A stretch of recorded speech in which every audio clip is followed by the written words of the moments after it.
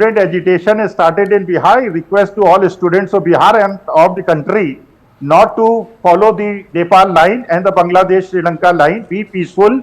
This is our country. But I also request the Prime Minister of India to give jobs to the youth and MSP to the farmers, not to be ruthless and dictatorial. Okay. Otherwise, I don't want my country, my motherland to suffer because of the dictatorship that is we are seeing for the last 20 years. All right. We'll have that discussion separately and I will look forward to having you on that. I do thank all of our guests for joining us. The results will be out in an hour or so. Stay with CNN News 18. Thanks a lot for watching Plain Speak, presented to you from the CNN News 18 Primetime Studio by Schneider Electric Smart Home Solutions.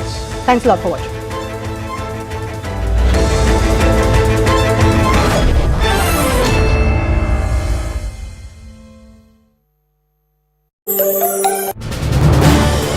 This is News 18 Network.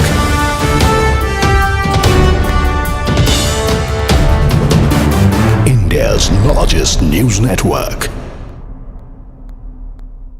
Joining us here on CNN News 18, huge story breaking in the neighborhood. The Nepalese Prime Minister KP Sharma Oli, who's been a sort of a semi-permanent fixture in Nepali politics over the last 30 years, he has now tendered in his resignation. His current government, I think this is his third stint in power, his current government, which was an uneasy coalition between him, the Nepali Congress and a section of the Maoist party. It was an uneasy coalition that had been in power for the last year or so now, and now given these massive scale protests that we've seen led by young people, the trigger being of course the social media ban, but it goes far beyond that. Issues of corruption, unemployment, privileges, dynastic politics, curbs on young people speaking their mind, all of this sort of came into a deadly cocktail. It came into a deadly combination which finally ended up consuming the current Prime Minister, Mr. Oli, who has tendered in his resignation. The latest information that we have is that Mr. Oli has been given safe escort by an army chopper. Him and his immediate family members have been taken to an army barrack where they will be kept for some time. CNN News 18 broke this story first to you. We were the first ones to tell you that Mr. Oli has put in his papers. He has officially sent in his resignation to the Nepalese president, Mr. Paudel, whose resignation has now been accepted at 12:05 p.m. We told you about Mr. Oli planning to step down. It was clear earlier this morning itself. The RSP party quit, 4 ministers quit. The writing on the wall was clear as day to the Nepalese Prime Minister that he's fast losing support and he needs to step down. At 2:16 p.m. officially, KP Sharma Oli, Prime Minister of Nepal, put in his papers and stepped down as Prime Minister after being given safe passage by the military, an assurance of safe passage by the Nepal Army Chief. Let me go across to Darshan, who's a Nepali journalist, who is joining us live from Kathmandu. Darshan, so Mr. Oli, the long-serving Prime Minister of Nepal, has finally quit. Do we know where he is? He's apparently been taken in an army helicopter to some safe passage. And what happens next, Darshan? Who becomes the next Prime Minister? What is the next government going to be like? Is there any word about what is happening? So there is a lot of protest right now, like though I'm in a hope in safe place right now, I can hear a lot of screaming and the cloud which is filled with the smoke. So I'm not sure which are the buildings that has been into fire, but yeah, the PM Oli finally resigned, but it's not about a new government. It's a generational war. Like I mentioned earlier, Gen Z are like crazy, and there is also a lot of riots that's happening. And there is no one to take a lead at this time. But Gen Z are also, looking after Balin to come forward to control this chaos. Because right now there are protesters inside parliamentary building, inside the Singha Darbar where all the ministries used to handle their places, and there are also many data centers that have very critical information. And right now there is no presence of the government in the street. Nepal police and APF have already said that the situation is not in our control. So, I mean, it's chaos everywhere. So right tell now. me, And where is I the was also Nepalese reading- army? Are they Yeah. protecting these sensitive installations, the parliament building, the secretariat, all. the houses of various ministers? We're told that choppers, military choppers, were sent to some of these houses to evacuate the ministers.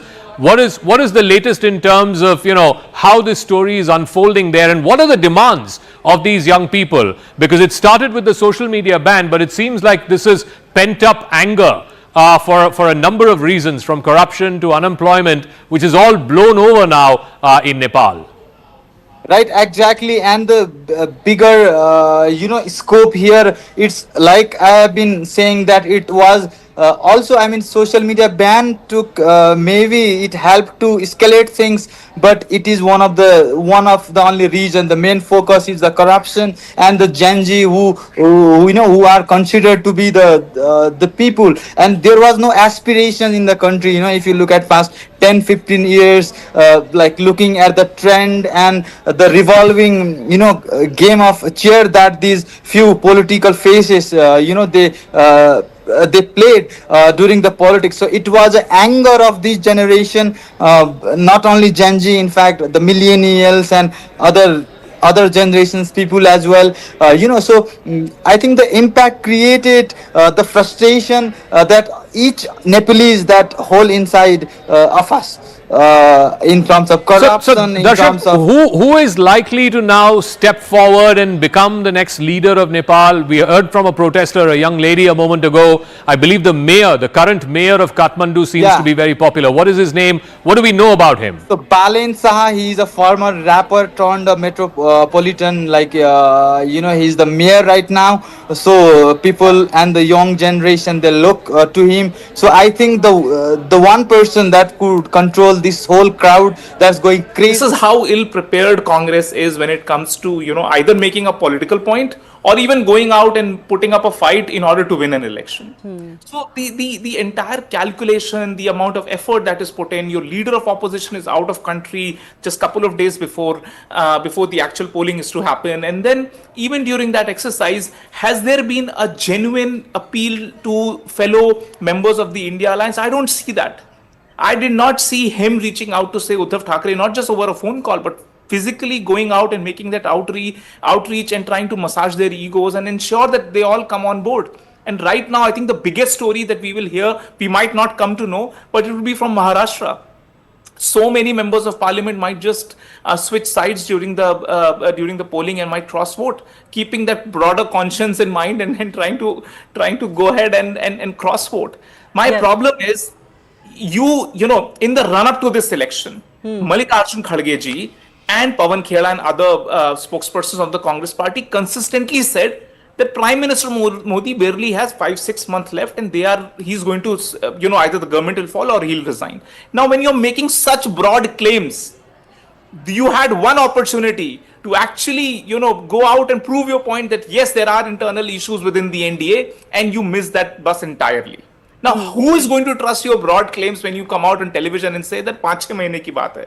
It doesn't cut ice like this. Okay. You need to be seen to be fighting and clearly winning certain battles before you go out and make such tall claims as to Prime Minister leaving his chair. Yeah, some believe this could have been an opportunity for the opposition to kind of show some proof that there is some problem within the NDA. Whether they managed to do so or not, remains to be seen. It doesn't look so on the face of it. But Akhil Swami, the criticism that is coming in, as Rajat Sethi also espoused, is that even before this battle was fought, like today when the voting took place, the India bloc kind of lost the battle by not being able to convince some of the parties who should have been on the fence, either abstained or voted in their favor, YSRCP being one of those examples. For them to be voting with the BJP or the NDA is a first of its sorts. So did the India bloc lose the plot even before the voting began?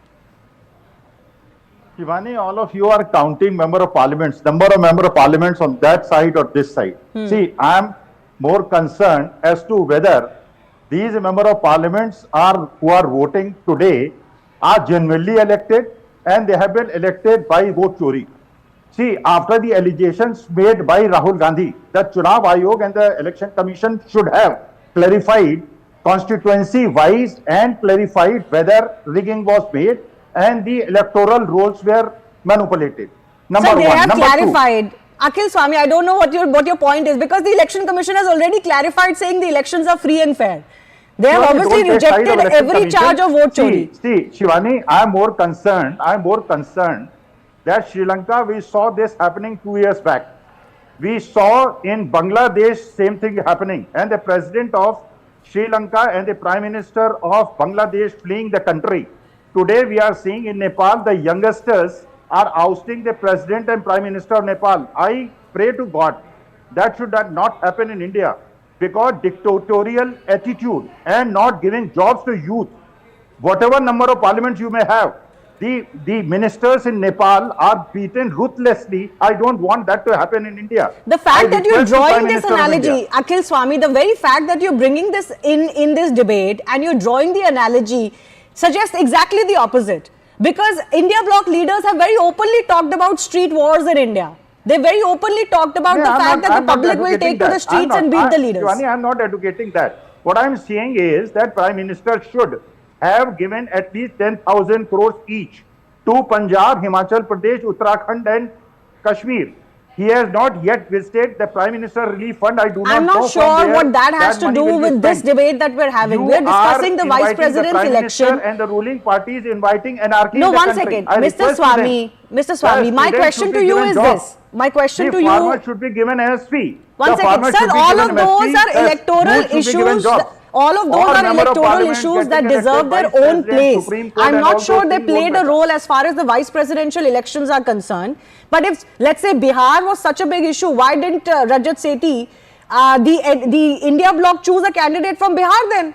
Precisely. This They is should what have chosen a candidate from Bihar, saying he's our face of the agitation Or maybe- against the electoral rolls. Or they could have gone ahead and said that नहीं these are देंगे तो chori anarchy हो MPs. सकती है, जिसको मैं नहीं चाहता Your हूँ। name is not Rajat, so please pause. Yes, Rajat, very quickly, then I'll come back to you, sir. Yes. Simple point here is, if they wanted to prove a point, they had 2 or 3 opportunities in the past. You know, when public will hit the street, only when, you know, there is undeniable evidences around vote chori, which Mr. Rahul Gandhi has not presented till date. In fact, the last interaction that happened was when Election Commission said, come in, file an affidavit, sign on it and file an affidavit, and he ran away.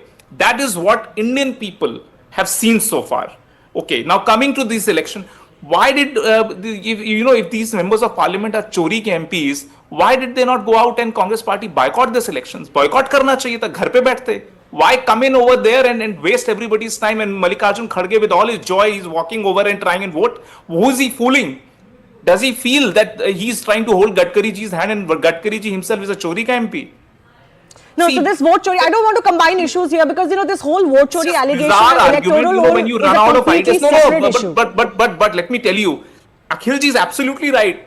After this event is over, you will see Congress party MPs coming out and talking exactly this language. So what Akhil ji is saying is actually the moot line that is going to be carried forward by the India Alliance members after they lose this election. Because Okay. one way or the other, they have to delegitimize the whole thing. Otherwise, how will they go and face Bihar voters? Well, the Ye only bhi way, chunav haar gaye. They No, keep losing elections. the only way that doesn't happen is if they get 1 or 2 cross votes on their side. If the numbers increase No, you even by cannot 1 or count 2, that, then it's a but- legitimate but election. No, you cannot count that. No, see, No, then it's a legitimate election. By how and who Maybe. cross-voted is a separate issue. You can't do that. But, you know, I want to quickly bring in Pallavi and Aman also. Pallavi, this whole choice of the candidate itself, you know, as we're discussing now also, has been debated ad nauseum very quickly.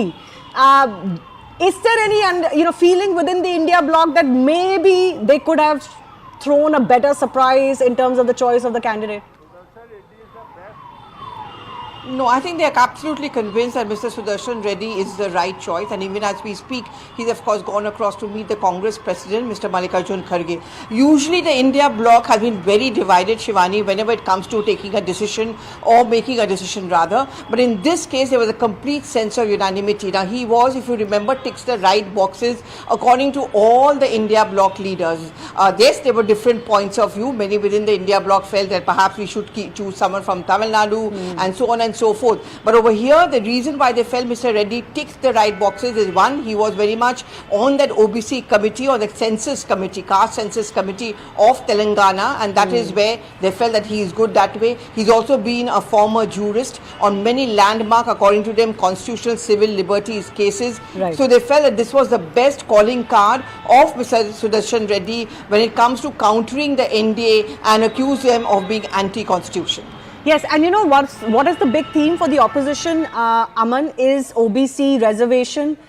It's youth, for example, it's vote chori, focus a lot on Bihar and these things. And many feel that maybe if that was what the focus needed to be, the candidate should have reflected that choice. Because yes, these elections are for the VP and ceremonial, and they're not going to really make a difference in terms of electoral campaigning, but it's the messaging, isn't it? Well, I think the India bloc missed a trick here. As you correctly say, I think they should have gone for a candidate from the heartland, maybe from Bihar, with the state going to polls next, because going for Mr. Reddy, who belongs to undivided Andhra Pradesh, who was born there, you have not been able to get even the YSRCP on board. You've not been able to get the BRS to vote for you. BRS has also, abstained from voting. So what did you really gain? The Telugu pride, which I think the opposition also had an idea about, has, I think, failed here. On the other, BRS 4%, 4, BJD 7, Akali Dal 1. So in all 12 members abstained, and independent 1. 13 members abstained. 427 NDA MPs cast their votes. 11 YSRCP MPs voted for NDA's candidate Mr. Radhakrishnan. The NDA said they are expecting 40 to 50 more votes. Meanwhile, the India bloc has come out and said they had 100% turnout from the India bloc. 315 were supposed to vote. All of them have turned up to vote. That's what the India bloc has said. Now, very shortly, we would know Bharat's next vice president. And this would be a full term for the vice president. So, will be from 2025 till 2030. It's not just for the interim, because Mr. Dhankar, midway through his tenure, had decided to step down. NDA is very, very confident of victory. Let's go across to Aman Sharma, Pallavi Ghosh joining us at this point. Aman, critical what the final number will be. NDA is confident it will be 30 to 40 more votes, if not more, than the number of 427. Now, if they touch 450, Aman, that means they have broken the India bloc.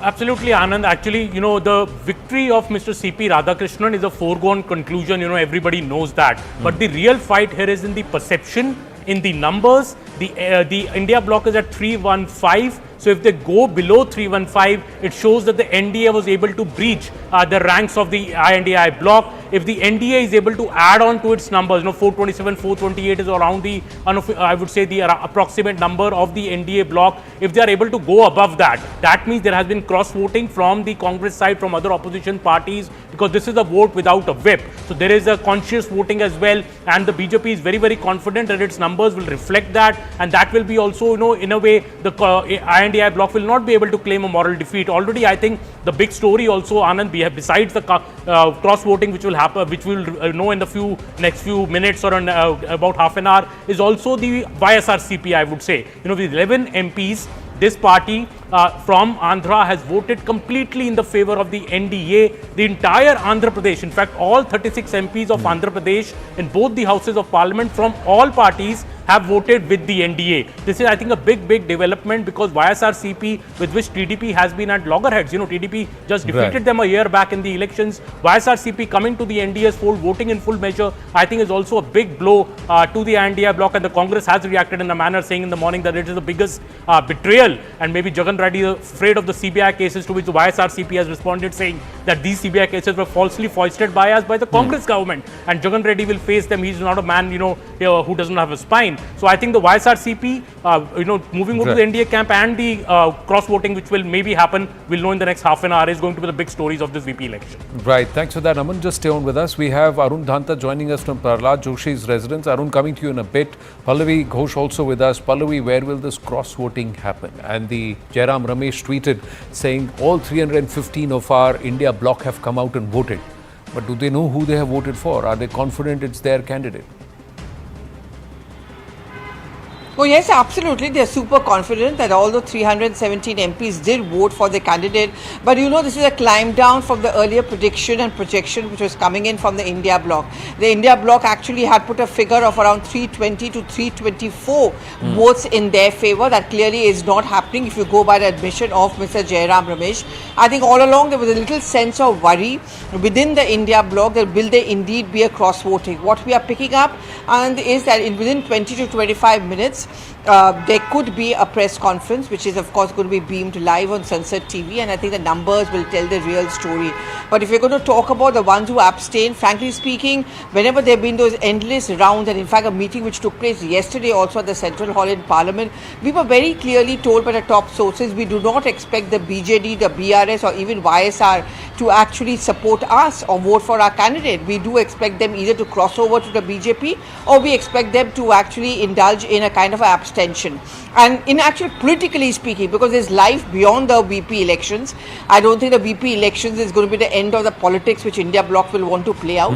But there's a life beyond them, and many of them they think that it's not really worth it that we are going to jeopardize our political equations, our political strategy as far as the state level is concerned. Before I come to you very quickly, just rattling off, for example, the BJD, they wouldn't want a BJD on this side.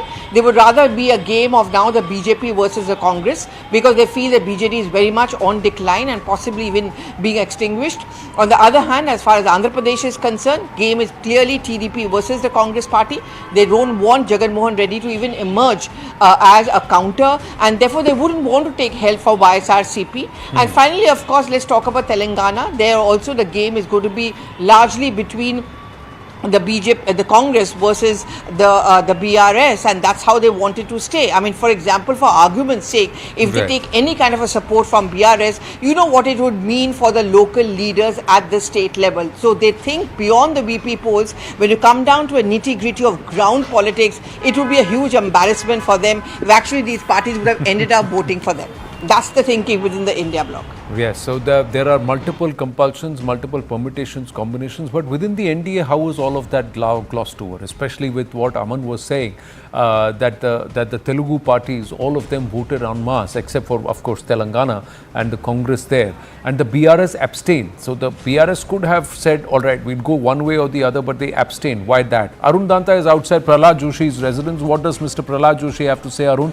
It's been a long day. NDA quietly confident, and it was Prahlad Joshi who said कि जितना दिख रहा है उससे ज़्यादा मिलेगा. Where is this confidence coming from?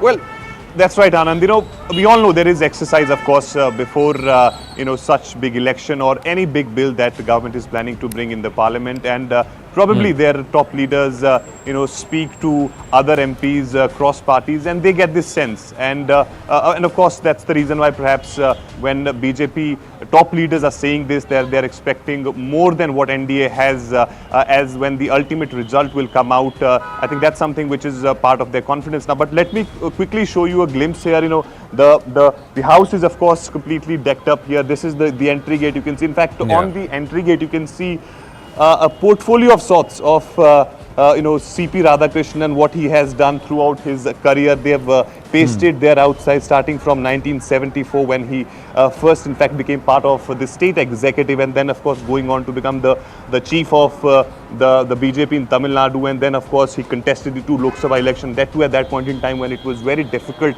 considered very difficult for the BJP there to win 2 Lok Sabha elections, and so on and so forth. So there are multiple things which he has achieved and done in his life are actually there outside the gate. We're given to understand, Anand, that in a short while from now we'll be seeing that the Secretary General of Lok Sabha will be, of course, doing a press conference officially declaring the result, and then of course we'll be seeing CP Radhakrishnan coming here, and Prime Minister Modi is also expected to come here somewhere around 9:15.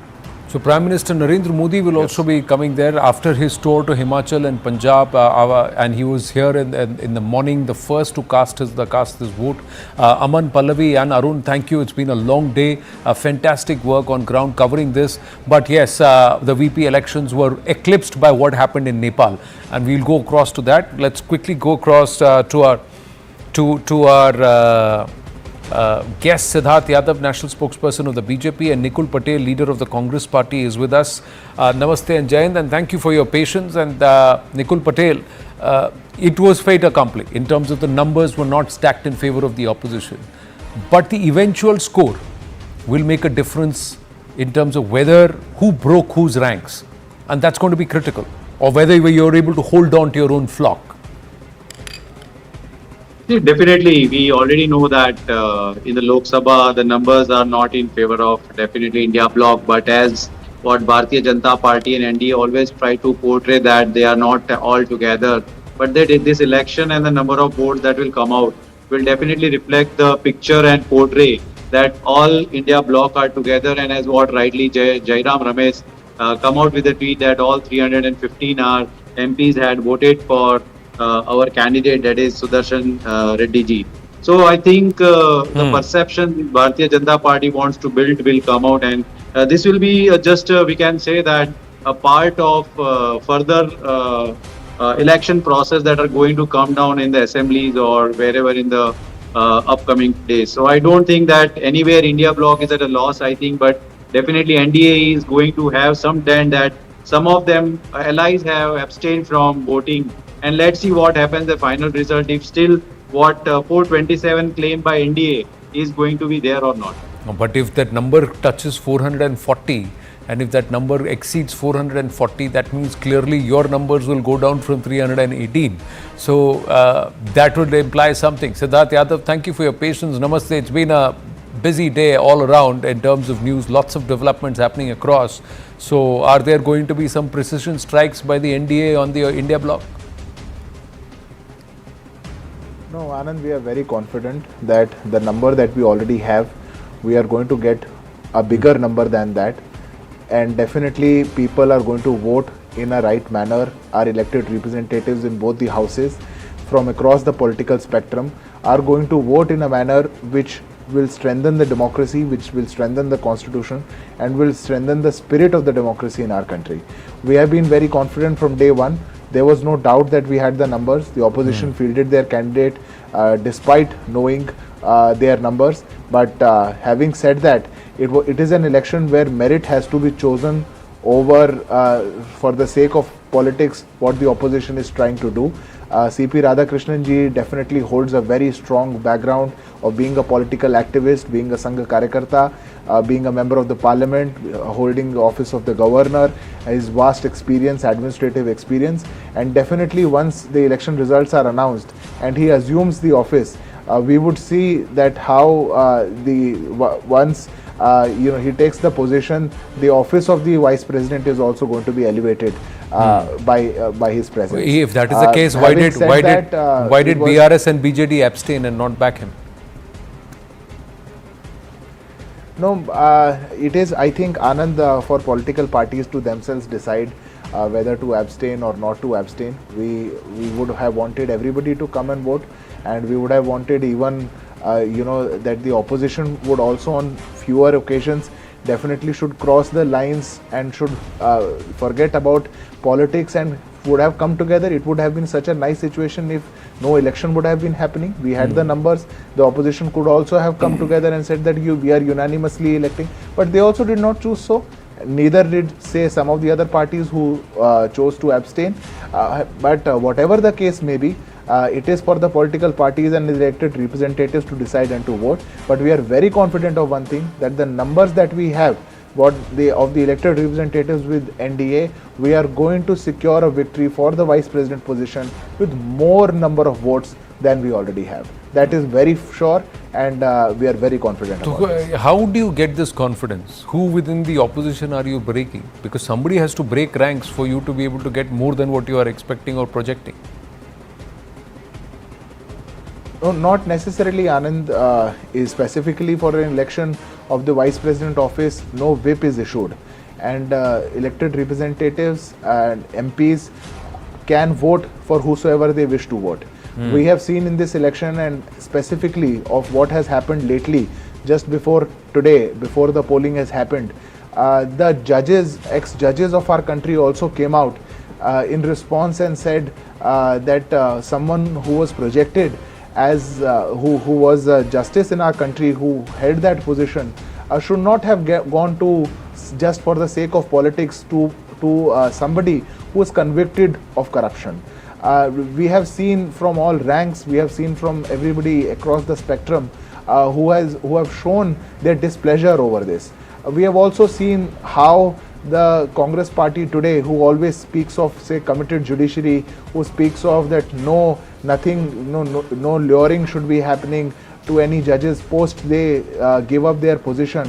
But now they would want to place someone who was made a judge while Congress was in government, was made a judge of the Supreme Court while again Congress was in government, and now and position him as a vice president candidate. So what happened to that? So seeing all of this hypocrisy and definitely the kind of decisions that... But Mr. Reddy was the same person who was made Lokayukta in Goa when Manohar Parrikar ji was the chief minister. So how does that make a difference? And definitely so. And definitely so. But that does not account and that does not discount that no differences over what judgments he took or what positions he had taken in the past can be discounted or can be forgotten. If the country had to face Naxalism for next say 2 more decades because of the position that he took and the judgment that he gave while he was on the chair, but the history is going to remember that and question him for that. So then those questions can be asked of Mr. Radhakrishnan also, because he was supported by the DMK. Before that, he was supported by the AIDMK, depending upon who was there in the NDA. So, but this time around, the DMK is not backing him. Nikul Patel, how do you want to respond? That your choice of candidate was wrong. And did you perhaps miss a trick by not looking at an OBC or a Dalit candidate, and especially from Bihar? Did you miss, when I say did you, the India bloc? Yeah. Miss an opportunity there? See, I would like to respond to my counterpart that what BJP guy is telling, that they are the people, they feel that whomsoever is contesting election against them are not good, and it's not in the interest of democratic process. They only want that any candidate put up by Bharatiya Janata Party is far having good credentials and he must be voted, all people must start voting for him, and then he should only win. That is a part of process, but that is not like that. Any candidate who is a citizen of the country and we feel that okay fine, this he is the person who could be there as a candidate, we have put on him, and he is also having a good credential, he is a good citizen, he is having good we can say that its own career and everything. So apart from all these things, the number is always going to play a role in an electoral process, because we know that Lok Sabha as well as both the houses, the numbers are in favor of Bharatiya Janata Party, so they can confidently talk about those things. But going without an election is not going a good part in the democratic process. So as a part of that process, we have selected a candidate and we try to put it in the fray of vice president, and we feel that we have done our good job, we have tried our best. And in future, that will also help us to understand the entire process and entire political environment of the country with different, we can say that allies which are there with NDA right now. Siddharth, you want to respond to that? No, I think I don't really understand the argument, Anand, that the opposition would want to just field a candidate just for the sake of knowing who is with NDA or who is not with NDA. But if that's the real reason why they have fielded retired Justice Reddy in this election, then I think it's for them to decide whether it is right or wrong. But I think this is a case wherein elected members, the members of parliament across the political spectrum are going to vote in favor of the democracy, in favor of the constitution, with their inner voice coming out. I know that this phrase was being more used by retired Justice Reddy in his election campaign, but when the inner voice and inner calling asks you to vote more, then I'm very sure that NDA is going to score more votes and a larger majority. You keep saying that. Now, if that happens, Nikul Patel, does that mean the India bloc is divided? That the India bloc has been, the ranks have been breached? Already you can see the dent in NDA, and that is reflected by abstaining from voting itself. A healthy democratic process that is being... But BRS and BJD are not part of the NDA. So where is the They dent? are supporting it. But okay, fine. As per your okay, then it's good, fine. But I would like to say that what Bharatiya Janata Party is always feeling that nobody should contest election. That is what my friend want to convey. I don't understand why, and they don't want any democratic process to No, take Anand, place. I don't want to convey this. That is the message what I feel that you want to convey. I think so. I think you should not choose that part in your speech that okay, fine, they are just putting the candidate for the sake of putting it, and they already know that they are going to lose the election. Here is not a matter of winning or losing, but it's here is to contest for something that is not good in the country, because we feel that the entire country is facing some difficulties that being not good with the present government. So as a part of a demonstration and democratic process, we have chosen our best candidate, and we try to contest that election. And contesting an election is not. So you bad very in the seriously democratic believe, with process. no disrespect to Mr. Reddy, that he was the best candidate that the India bloc could have chosen at a time when perhaps the India bloc had the opportunity to not just move first soon after Mr. Dhankar resigned to announce a candidate, but also walk the talk on the OBC Dalit card, and also perhaps capitalize on a possibility where a Bihar-based candidate could have been asked. Pressure could have been built on the JDU to break ranks because it was Bihari Asmita at stake. Somewhere, some trick was not missed, and that there is nobody else within the NDA, within the India bloc, who you thought could be a better person for the position of the Vice President compared to Mr. Radhakrishnan. With no disrespect to Mr. Reddy. Ji. See, now. Okay, we're going to, I think the VP results are being announced. Let's go across to Sansad TV. From Rajya Sabha and 543 from Lok Sabha. There are 6 vacancies in Rajya Sabha and 1 vacancy in Lok Sabha. Thus, there are 781 electors. The polling for the Vice Presidential Election 2025, which commenced at 10 a.m. today, the 9th of September 2025, in room number F101 Vasudha, first floor, Parliament House, New Delhi, closed at 5 p.m.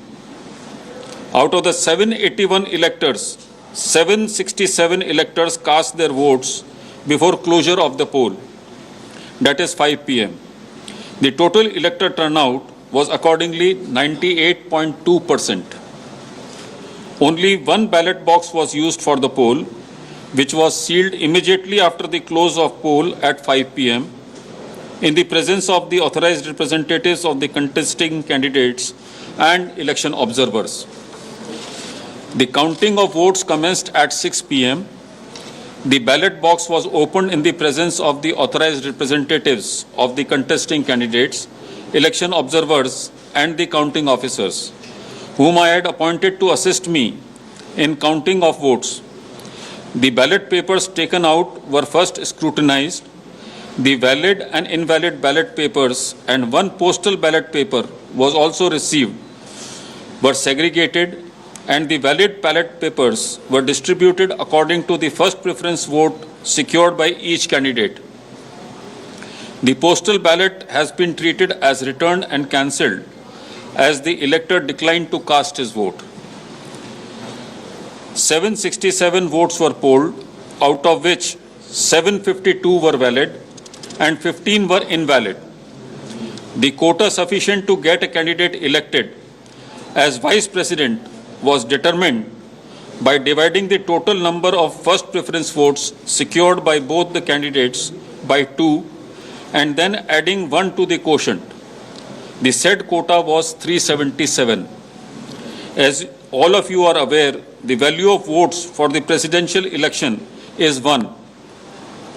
Shri Bucci Reddy Sudershan Reddy has secured 300 first preference votes, and Shri C.P. Radhakrishnan has secured 452 first preference votes.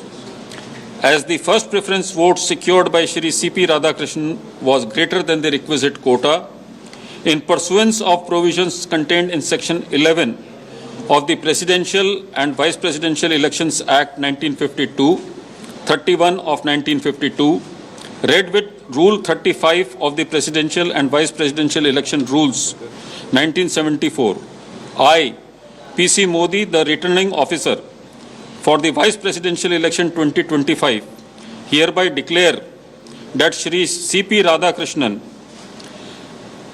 Jal Bhushan Raj Bhavan, Valkeshwar Road, Malabar Hill, Mumbai, has been duly elected to the office of Vice President of India.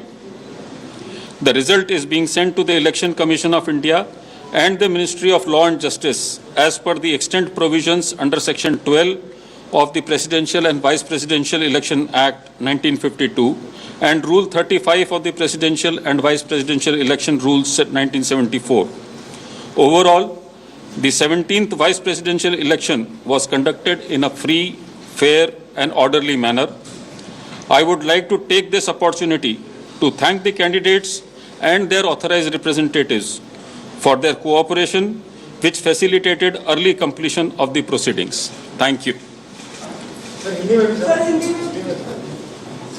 Oh, C.P. Radhakrishnan. C.P. Radhakrishnan is the next Vice President of Bharat.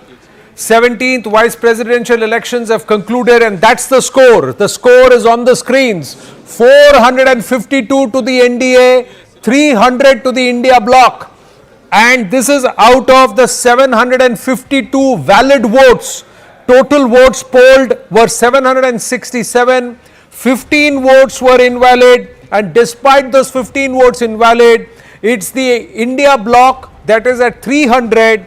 The NDA, the accumulation of the first preference, second preference votes, overall the score coming to 452. Siddharth Yadav, Nikul Patel with us. We'll try and go across to our reporters also in a bit. But the big announcement coming in from Mr. PC Modi there that C.P. Radhakrishnan has won hands down. The NDA numbers were 427 plus another 11 by YSRCP would have gone to 438. But this number has crossed 450. It's 452. There are 15 invalid votes.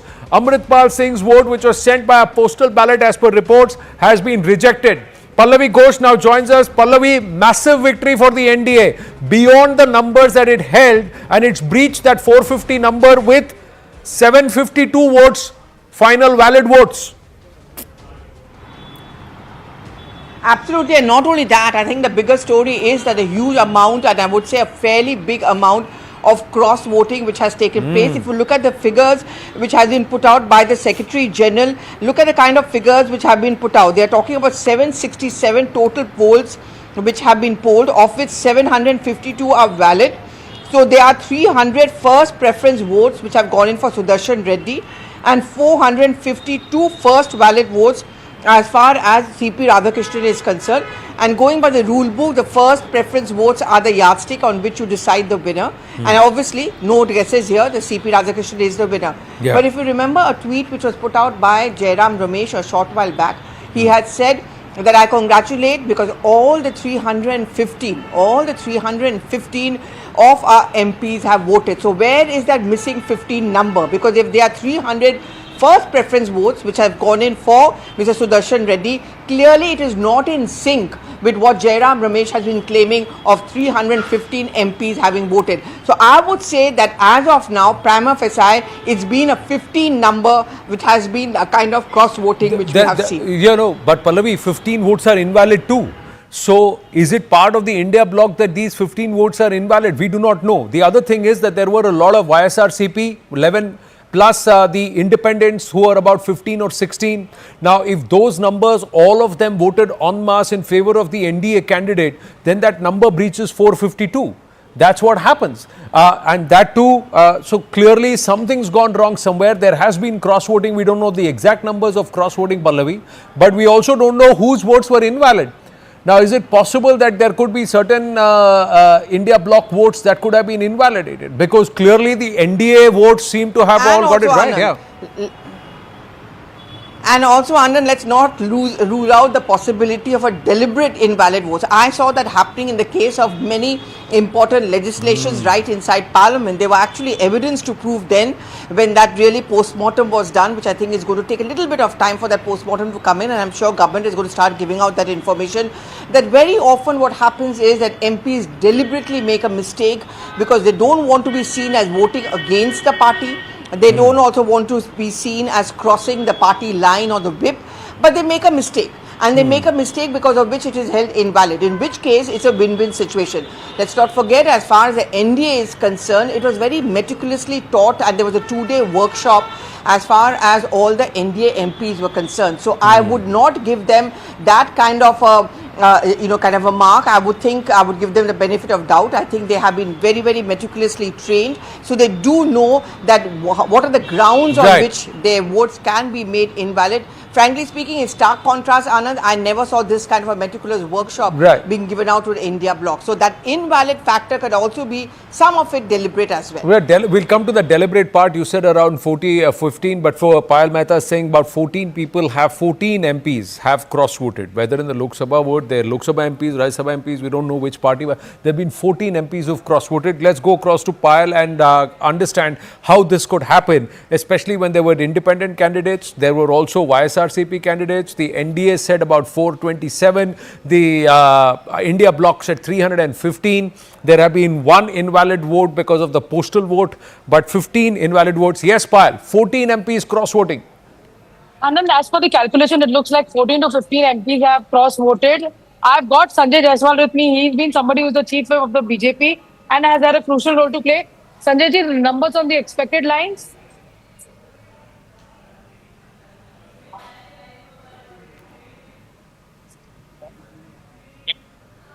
So that how will you be treated even Payal's audio is not very good, so he'll have to come a little closer to the screen and then speak, Payal. Let's try again. Just give me a second. I'll hand over the microphone to... Yeah, there. Yeah, go ahead. I was sure that we are going to win by a major margin because the kind of person they have chosen as a candidate, he has been in lot of controversy, and because of that, many of the MPs who were with the NDA alliance, they didn't vote for it. Many of the MPs who voted for NDA alliance, still they were very much apprehensive about the background of their own candidates. So we were sure that we will be crossing 450 marks, and we got 452. So that's what you're saying, Sanjay ji and Payal. But who could have cross-voted, or who are these invalid voters? Any thoughts there? 15 votes are invalid. I think that Rahul Gandhi said, please vote by your conscience. So many of his supporters obeyed him and they voted by conscience, and that's why they did the invalid voting, or they voted for CP Radhakrishnan, who is 100 times better person than their own candidate. नहीं, उन्हें मैं vote दूं ये हो नहीं सकता, आपको मैं वोट करूं ये मैं होने नहीं दूंगा. इस केस में are there people who could have deliberately said कि चलो क्रॉस इनवैलिड ही कर देते हैं. This deliberate invalid voting, is that possible? Naturally, because we were having 427 votes, we got perfectly done by 1 p.m. So we were relaxed that we have achieved our goal. It was on their side where the invalidated votes happened. It was on their side where many people thought that they should not vote a person who has been, in fact, we can brand him one of the urban Naxals.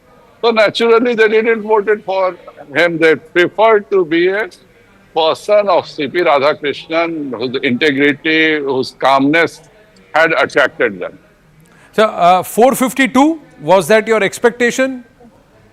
Yeah, we were sure that we will cross 450 marks, because when we were talking one-to-one with our opposition MPs, even they had got a lot of resentment that why we have chosen this kind of person as a VP candidate. Sanjay ji, one important part, compared to 2017 and 2022, this is the time when the BJP was its weakest. But has NDA emerged the strongest? उस वक्त आपकी संख्या काफी बड़ी थी, इस वक्त संख्या कम है, but फिर भी margin of victory is more than 150. We are never weakest. If you realize, when we bought Waqf bill, that time also we crossed 50% numbers in Lok Sabha as well as in Rajya Sabha. So we were sure that we are going to win with a more than 125 margin, and we achieved that. Well, congratulations, Sanjay Jaiswalji. What happens next? If you can just quickly tell our viewers before we let you go. Now, naturally, we will facilitate our vice president candidate. He's going to 11 Akbar Road, and we are also going there to congratulate him.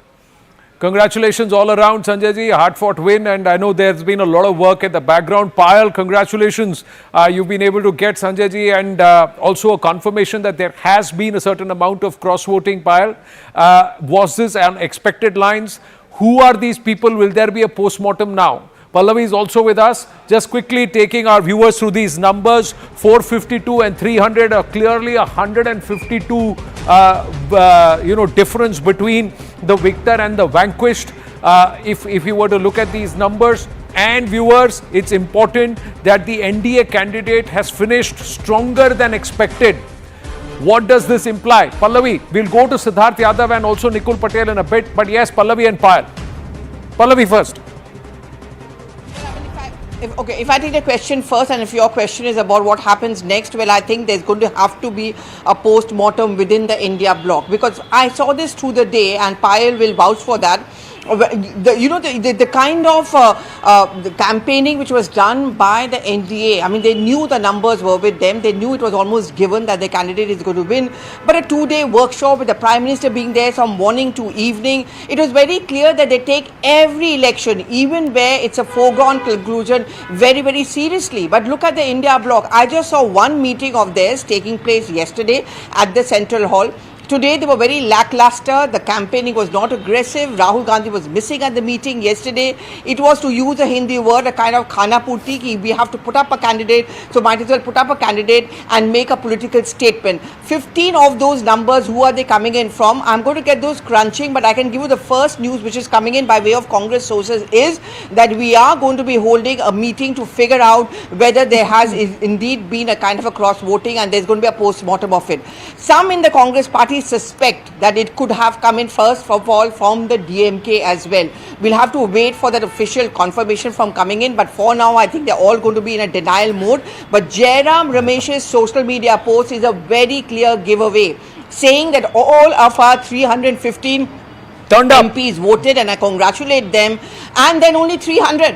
And there are only 300 first preference votes. So where are those 15 votes gone in from? And that tells the story, and the real story, if I may say so, of the vice presidential. Well, Arun Dhanta is outside Prahlad Joshi's house, 11 Akbar Road, where the action shifts to. There are celebrations going on. But Payal, this is paper ballot.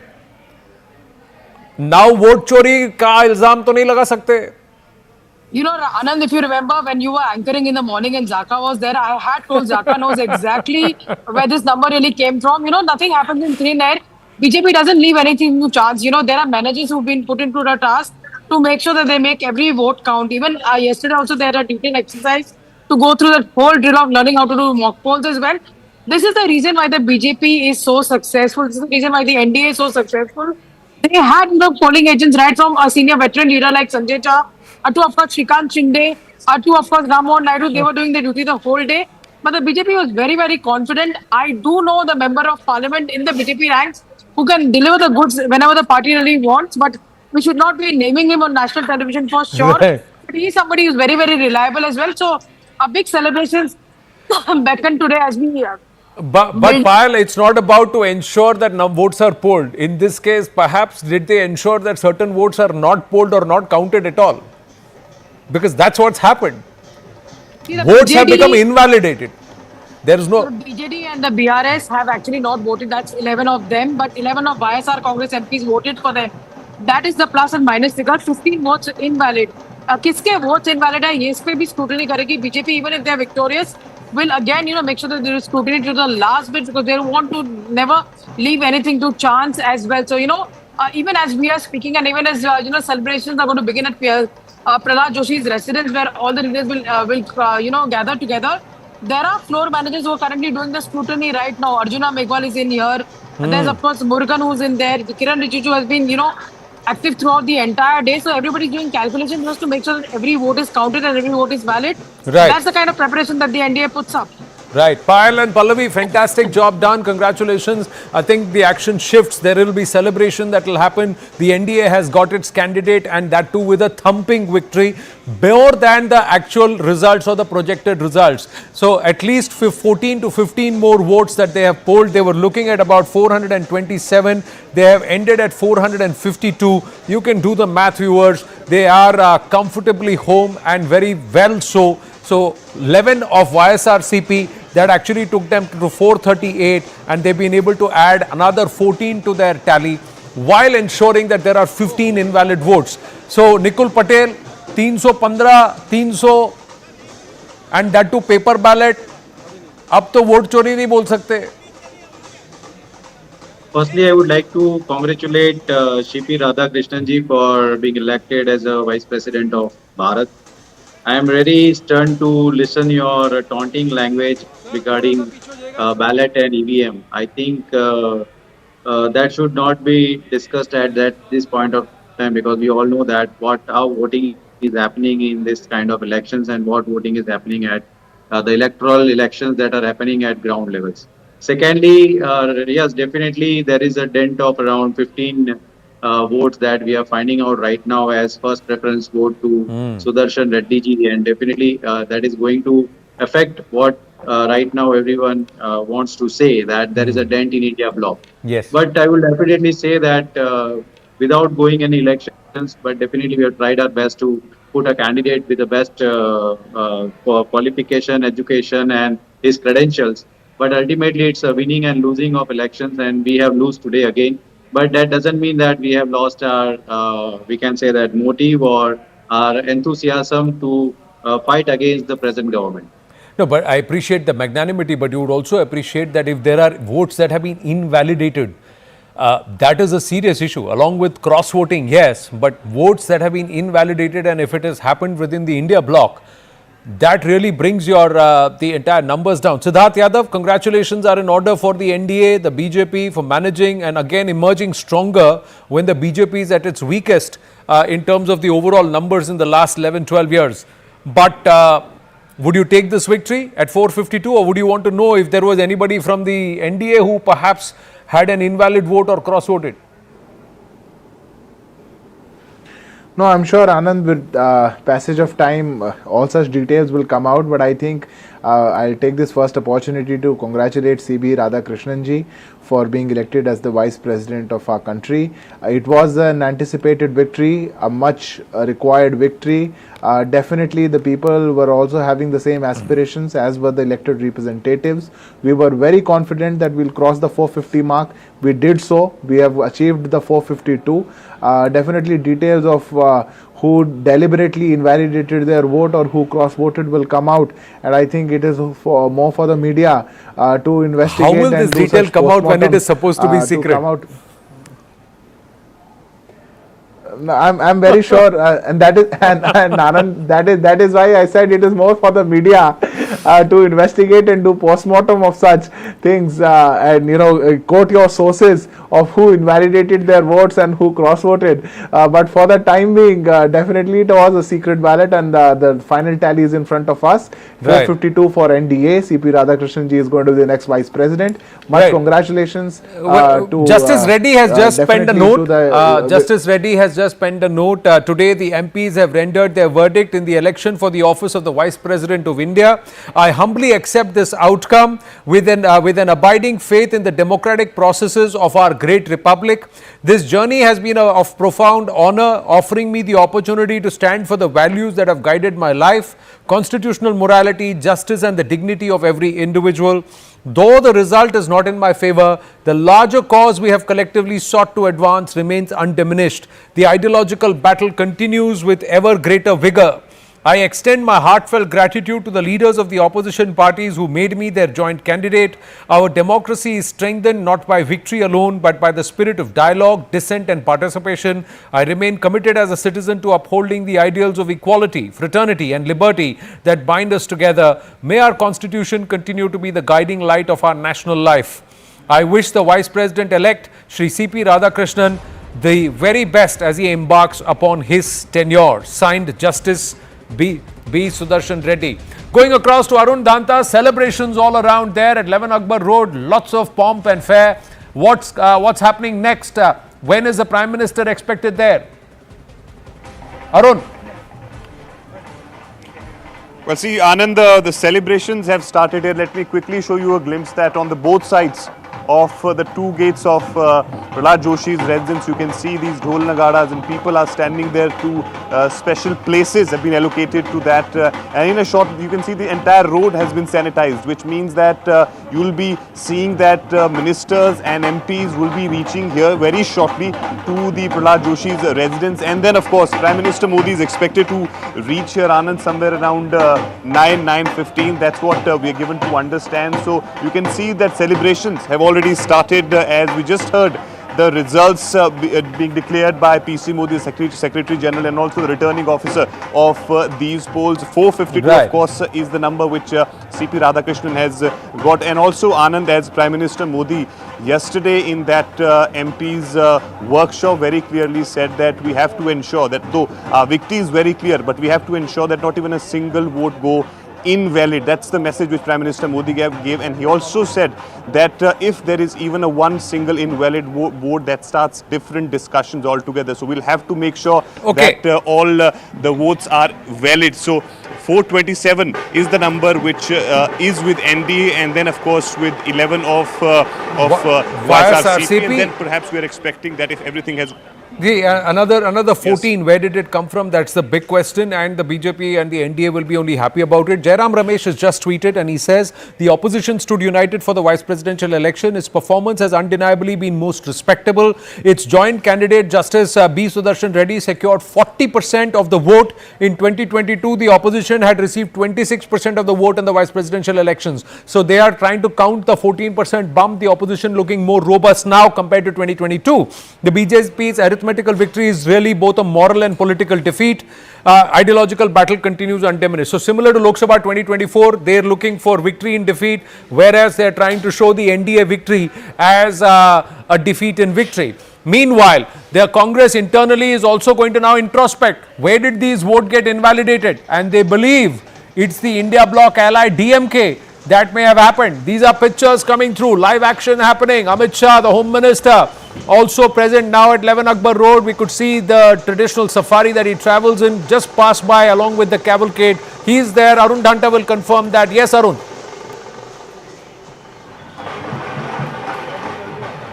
Well, see, Anand, we haven't seen the Home Minister's cavalcade as yet here, because I can see both the gates from where I'm standing. But I don't see on my camera that Amit Shah's cavalcade is entering. But of course, you can see the celebratory mood here outside the home of Prahlad Joshi. I mean, I'm trying to locate the cavalcade of Home Minister Amit Shah, but I don't find it right now. Probably he'll be reaching here very soon. But right, so he's not yet there, but I was given to understand somebody's spotted that. But Mr. Amit Shah has actually tweeted. He said, and I'm going to read that as we get into a break. Congratulations to Sri CP Radhakrishnan ji on being elected as Vice President of India. I firmly believe that your sagacity as a leader who has risen from the grassroots of the society and profound knowledge about administration will help us in bringing out the best in our parliamentary democracy to serve the marginalized. I extend my warmest wishes to you for your journey as the custodian of the sanctity of the upper house at CPR GUE. That's his X handle. Congratulations to the Vice President-elect. We're going to take a very short break and come back with more. Stay with us.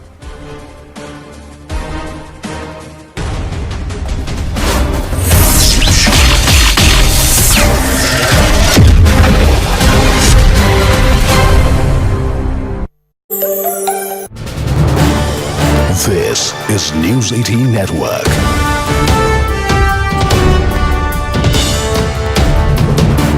India's largest news network. Joining us here on CNN News 18, huge story breaking in the neighborhood. The Nepalese Prime Minister KP Sharma Oli, who's been a sort of a semi-permanent fixture in Nepali politics over the last 30 years, he has now tendered in his resignation. His current government I think this is his third stint in power. His current government, which was an uneasy coalition between him, the Nepali Congress, and a section of the Maoist party, it was an uneasy coalition that had been in power for the last year or so now, and now given these massive scale protests that we've seen led by young people, the trigger being of course the social media ban, but it goes far beyond that. Issues of corruption, unemployment, privileges, dynastic politics, curbs on young people speaking their mind, all of this sort of came into a deadly cocktail. It came into a deadly combination which finally ended up consuming the current Prime Minister, Mr. Oli, who has tendered in his resignation. The latest information that we have is that Mr. Oli has been given safe escort by an army chopper. Him and his immediate family members have been taken to an army barrack where they will be kept for some time. CNN News 18 broke this story first to you. We were the first ones to tell you that Mr. Oli has put in his papers. He has officially sent in his resignation to the Nepalese president, Mr. Paudel, whose resignation has now been accepted at 12:05 p.m. We told you about Mr. Oli planning to step down. It was clear earlier this morning itself. The RSP party quit, 4 ministers quit. The writing on the wall was clear as day to the Nepalese Prime Minister that he's fast losing support and he needs to step down. At 2:16 p.m. officially, KP Sharma Oli, Prime Minister of Nepal, put in his papers and stepped down as Prime Minister after being given safe passage by the military, an assurance of safe passage by the Nepal Army Chief. Let me go across to Darshan, who's a Nepali journalist, who is joining us live from Kathmandu. Darshan, so Mr. Oli, the long-serving Prime Minister of Nepal, has finally quit. Do we know where he is? He's apparently been taken in an army helicopter to some safe passage. And what happens next, Darshan? Who becomes the next Prime Minister? What is the next government going to be like? Is there any word about what is happening? So there is a lot of protest right now. Like though I'm in a hope in a safe place right now, I can hear a lot of screaming and the cloud which is filled with the smoke.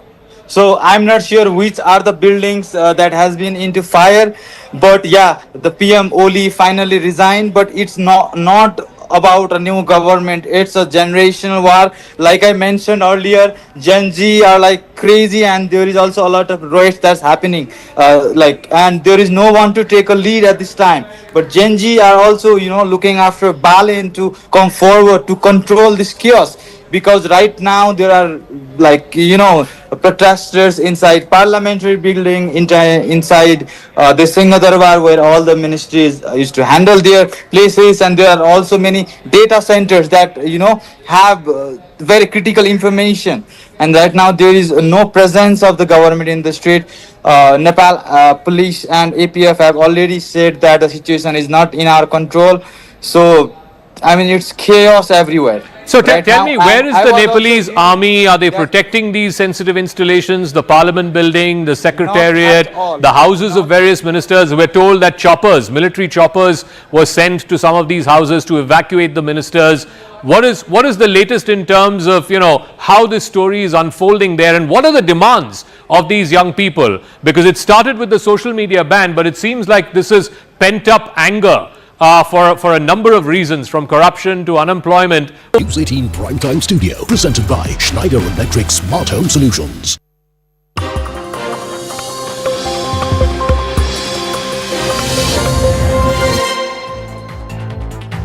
Good evening, you're watching Brass Tacks. I'm Zaka Jacob. We're coming to you live from the CNN News 18 Primetime Studio, presented by Schneider Electric Smart Home Solutions.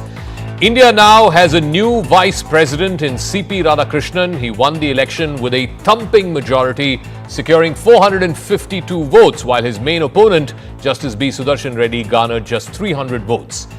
From the way the votes have been polled, it is clear that there have been at least 15 votes more that the NDA candidate has managed to secure, which means about 15 cross votes have happened.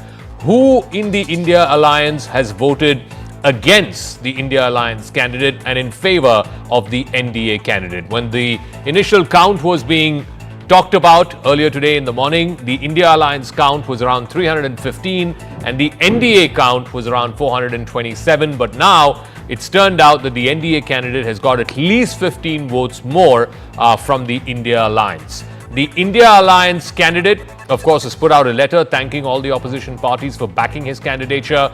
Within the next hour, we are expecting the new Vice President of India, Mr. C.P. Radhakrishnan, who is going to be at the residence of Union Minister Prahlad Joshi. The Prime Minister is expected to arrive there as well, and there's already celebrations that have started at the residence of the Union Minister in anticipation for the big crowning of the Vice President, the next Vice President of India.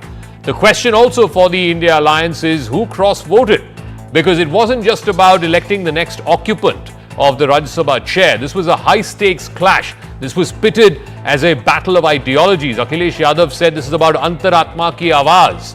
Alliances were tested, loyalties were under scrutiny. Will the cross-voting, and there have been at least 15 cross-votes, will it hurt the India Alliance, not just in terms of optics or numbers, but in terms of the index of opposition unity? I want to first play out what the Rajya Sabha Secretary General said while he announced the numbers and how the NDA candidate Mr. C.P. Radhakrishnan won by 452 votes as against 300 of the India bloc candidate Justice Reddy. Shri Buchi Reddy Sudershan Reddy has secured 300 first preference votes and Shri C.P. Radhakrishnan has secured 452 first preference votes. As the first preference votes secured by Shri C.P. Radhakrishnan was greater than the requisite quota, in pursuance of provisions contained in Section 11 of the Presidential and Vice Presidential Elections Act 1952, 31 of 1952, read with Rule 35 of the Presidential and Vice Presidential Election Rules 1974, I, P.C. Modi, the returning officer for the Vice Presidential Election 2025, hereby declare that Shri C.P. Radhakrishnan, Jal Bhushan, Raj Bhavan, Walkeshwar Road, Malabar Hill, Mumbai, has been duly elected to the office of Vice President of India. All right, I want to go across to our reporters first. Aman Sharma, our political editor, joining us. Pallavi Ghosh, Arun Thanta is joining us from Prahlad Joshi's residence, where the celebrations are already underway. Aman, so at least 15 cross votes from the India Alliance, which went in favor of the NDA candidate. Obviously, there'll be a lot of post-mortem and analysis as to who these 15 were. It does, put paid to this whole business of India Alliance, unity, all opposition sort of converging on the candidature of Justice Reddy, because clearly there were some within the alliance who decided to break away and vote in favor of the NDA candidate. Well, clearly, Zaka, I think there are two big game changers in the vice president election. Look at the figures first. NDA was at 427.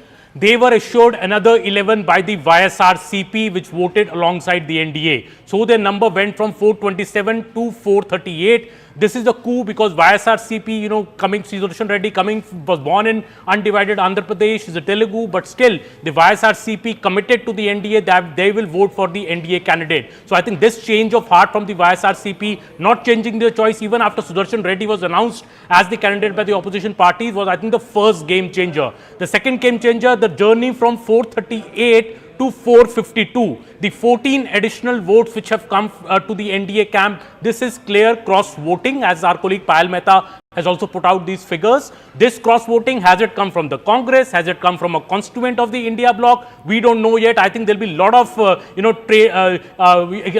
allegations exchanged now inside the India bloc that where did this 14 votes go away to the NDA camp? And I think Jairam Ramesh tweet, where he put out a couple of hours ago that all 315 votes of the India bloc were cast. That shows that 15 votes are less because the opposition candidate has only got 300 votes. This will leave a lot of, I think introspection to do on the India Alliance bloc point, also about, their candidate, because their candidate has not been able to win the confidence even of the Telugu parties. BRS has abstained, YSRCP has jumped ship towards the NDA, and on the other side you have a Tamil candidate who's won, and the BJP might well say that the DMK didn't vote against the Tamil candidate. How will this play out in the Tamil Nadu elections the next few months? I think NDA has a lot of big takeaways from this, and as I said, the two big game changers. Okay, I also want to go across to Pallavi Ghosh. I mean, it's a secret ballot. There are no whips. Are there ways in which the opposition alliance can find out who are the cross votes? I've heard some reports that Congress is suspicious of some DMK MPs cross voting. There are some other reports suggesting that Aam Aadmi Party, which had declared its support to the India bloc candidate Justice Reddy, some of them could have cross voted. How do you know whether it is Congress MPs who cross voted, whether it is non-Congress MPs, part of the India alliance, who cross voted? How do they get a sense of this? Well, like in any other election, the polling agents can always go up and ask for some kind of a breakup, and they also do some their own of the internal calculations. I mean, earlier in the day, even as the counting was about to begin, we had that very important post coming in from Jairam Ramesh, and I call it important because that really has ended up becoming a giveaway and a benchmark for this narrative that there was indeed a cross voting, because he says, I congratulate the fact that all 315 MPs voted. They came and they voted, so there was no absentees as far as them are concerned. There are 15 invalid votes, but there are also 15 gap between the numbers who turned up to vote and the final vote, first preference votes as far as Sudershan Reddy is concerned. So who are those 15 people? And even those invalid votes, was it deliberately done? Because there have been several elections when we have been privy to it, when we've covered elections both inside and outside Parliament. And I would say I remember the women reservation bill, the one which was brought in by the UPA government under Sonia Gandhi. I remember at that point of time there were deliberate mistakes which were made so that the vote becomes invalid, because they didn't want the fact to be exposed that they were not in favor of the women reservation bill. So these things do happen, but these things will happen and come out in the post-mortem. Prima facie, when I did speak to the top Congress sources, they said we were feeling all along there could be a certain amount of cross-voting which takes place, maybe possibly a couple from the DMK, also coming in from the Aam Aadmi Party, and they're also going to cross-check whether the AIMIM indeed ended up voting for Sudershan Reddy or not. Okay, I also want to go across to Arun Danta. He's at Prahlad Joshi's residence where the celebrations are already underway. What is expected in the next hour or so? I believe the Prime Minister will also be joining the celebrations there. Has the next Vice President already arrived? When is he expected to arrive? And what can we expect over the next hour and a half or so? Well, Zaka, the celebrations have already started here, and laddu distribution is also taking place. We're given to understand that all the BJP MPs will be coming here at Prahlad Joshi's residence in a short while from now, and CP Radhakrishnan, of course, will be meeting them and thanking them for their support. And Prime Minister Modi, we're given to understand, is reaching here somewhere around 9:15, 9:30. Let me quickly give you a glimpse that how they are prepared here. There are three this kind of stages have been made outside the residence of CP Joshi, on which you will be seeing, of course, traditional dance being performed, and as and when you will see activity, the MPs and the ministers start coming here, you will see all of them getting into the groove and just start celebrating here, as Prime Minister Modi and BJP, of course, is expecting that all their 427 including NDA MPs have voted, and they all are valid, because Prime Minister Modi's message, Zaka, was very clear yesterday in that 2 days workshop of BJP, that we'll have to ensure, though we know that CP Radhakrishnan is going to win, but still we'll have to ensure that every vote is valid, and therefore they have to ensure this, because if even a single vote is invalid, then you have a different talks started happening around that. So we'll have to ensure that every vote is valid, and that's what government is saying at this point, that their 427 MPs voted and all of them are valid. So therefore, if you go by that calculation, then probably there'll be 14 who cross-voted. Who were they, from which party? That's something which we'll get to know. But of course, here outside the residence of Prahlad Joshi, everything is decked up. Now we will be seeing in a short while from now MPs and senior ministers reaching here, and then of course Prime Minister Modi. Okay, we'll leave it at that. Thank you very much, Arun Danta, Pallavi Ghosh, Aman Sharma, for joining us. I want to open this up to our guests who are joining us tonight. Look, the numbers were never really in contention, in as much as this was going to be a clean and straight win for the NDA candidate. Even if only NDA MPs voted, at the very least he would have got 427. Now he's ended up with 452. which means some degree of support has come from other parties, including parties in the India alliance, or at least individual MPs within the India alliance. So who did the cross-voting? And this whole campaign that we've seen over the last many weeks and months about vote chori and all of that, what happens to that? Because these were not conducted on EVMs. There's no election commission here. These were ballot paper elections, old-fashioned ones, and yet 15 people who belong to the India alliance have cross-voted. So let's find out. Aditya Khera is a spokesperson of the BJP. Matthew Antony, spokesperson of the Congress Party. Smita Prakash, editor of ANI, is joining us. Smita, like I said, it's not just about optics or numbers. The numbers were clearly in favor of the NDA candidate. But the fact that the India alliance candidate got 15 votes less than what their own leaders were claiming, that is something that will be a matter of introspection. But can they really find out? And how will they find out? Who are these cross-voters? Well, I think it's supposed to be a secret ballot, of course, but these political parties have means to figure out as to what happened actually. I think the BJP, as usual, they managed the outcome skillfully. They deployed political negotiations as a tool. Several regional parties that are not formally part of the NDA, which your reporters pointed out, BJD, YSRCP, Akali Dal, they chose to abstain. But so when you choose to abstain, what happens is that it lowers the threshold of the required votes that the BJP needed, their candidate needed. But the interesting part which you point out is the invalid votes, which is so strange. What happened? The ink dried up or something? There were these courses which were conducted, or did the consciousness come into play, this antaratma come into play? What was the cross-voting for?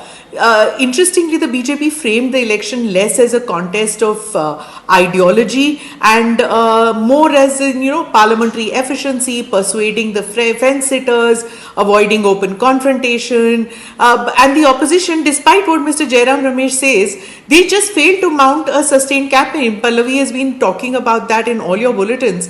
There was disunity, maybe not regarding the choice of candidates, but just, lethargic interest in the candidate. It was left to him to call up the Dravidian parties and tell them that, vote for me, I'm from the south, galvanize support. It was a limited outreach to regional parties. Besides that, it was just lethargic.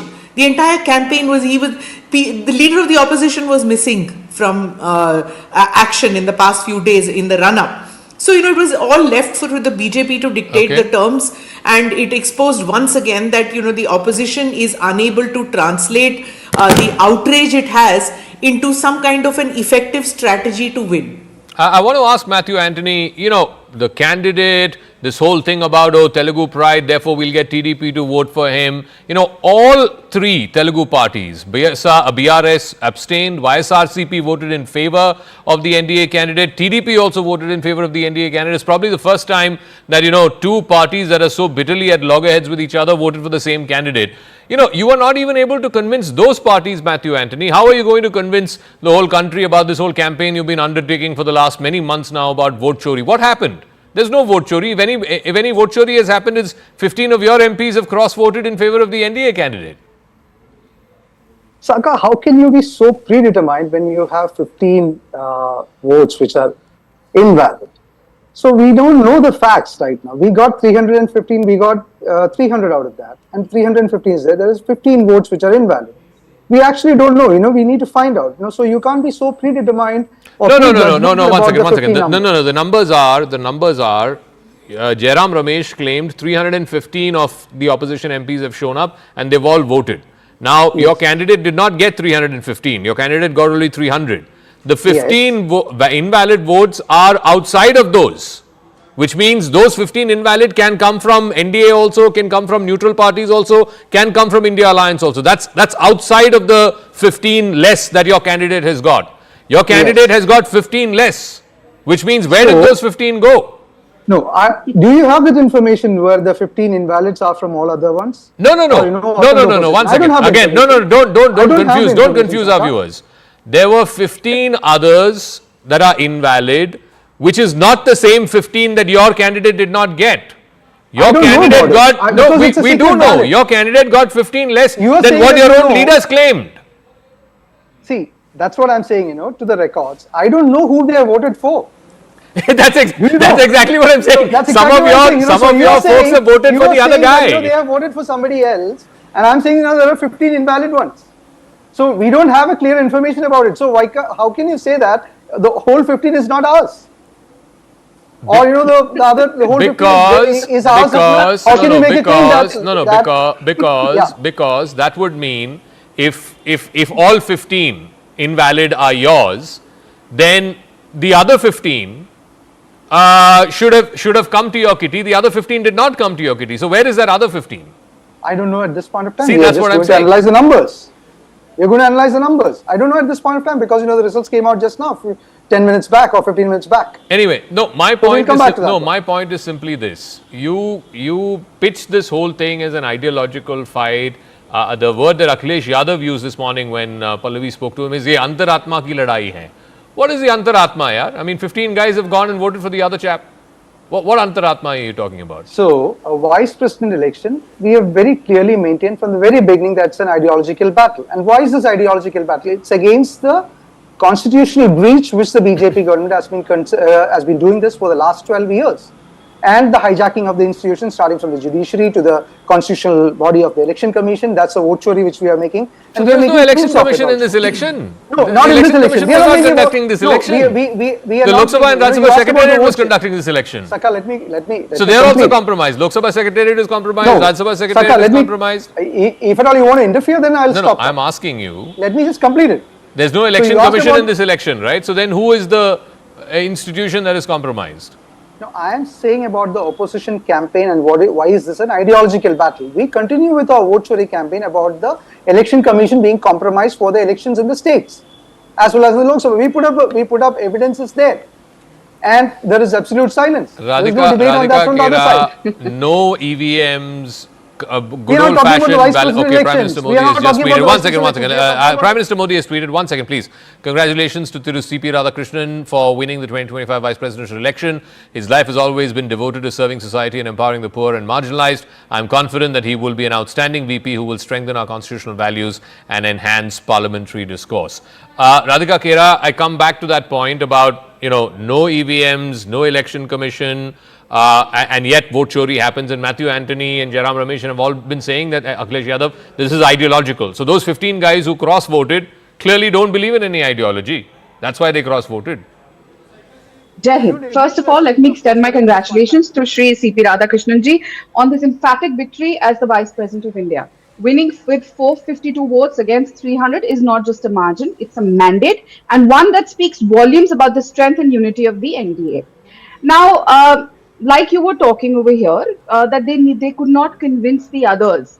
Well, Zaka, they couldn't convince their own. 15 have either cross-voted or something has gone wrong. They couldn't even keep their own tabbar together. Now, if you see, they've made this entire drama for the past 11 years. They said EVM chori ho gaya. They said vote chori ho gaya. Vote chor gaddi chor. Now they will start crying that MP chori ho gaya. Fact is that their own people, unki antaratma jag gayi, and there were certain MPs also from the India Alliance, who I think even Pallavi spoke to, and lots of people spoke to, and they said that हम मन की बात सुनते हैं. सबने अपनी मन की, maybe there were those 15 only जिन्होंने मन की बात सुनी. But having said that, if you see the entire day today, the India Alliance MPs, one thing that I noticed, Zaka, today, that the India Alliance MPs were going on, whether it was the AAP MP, whether it was from the MPs from Shiv Sena, they were all talking about Nepal and all warning that this could be happening in India.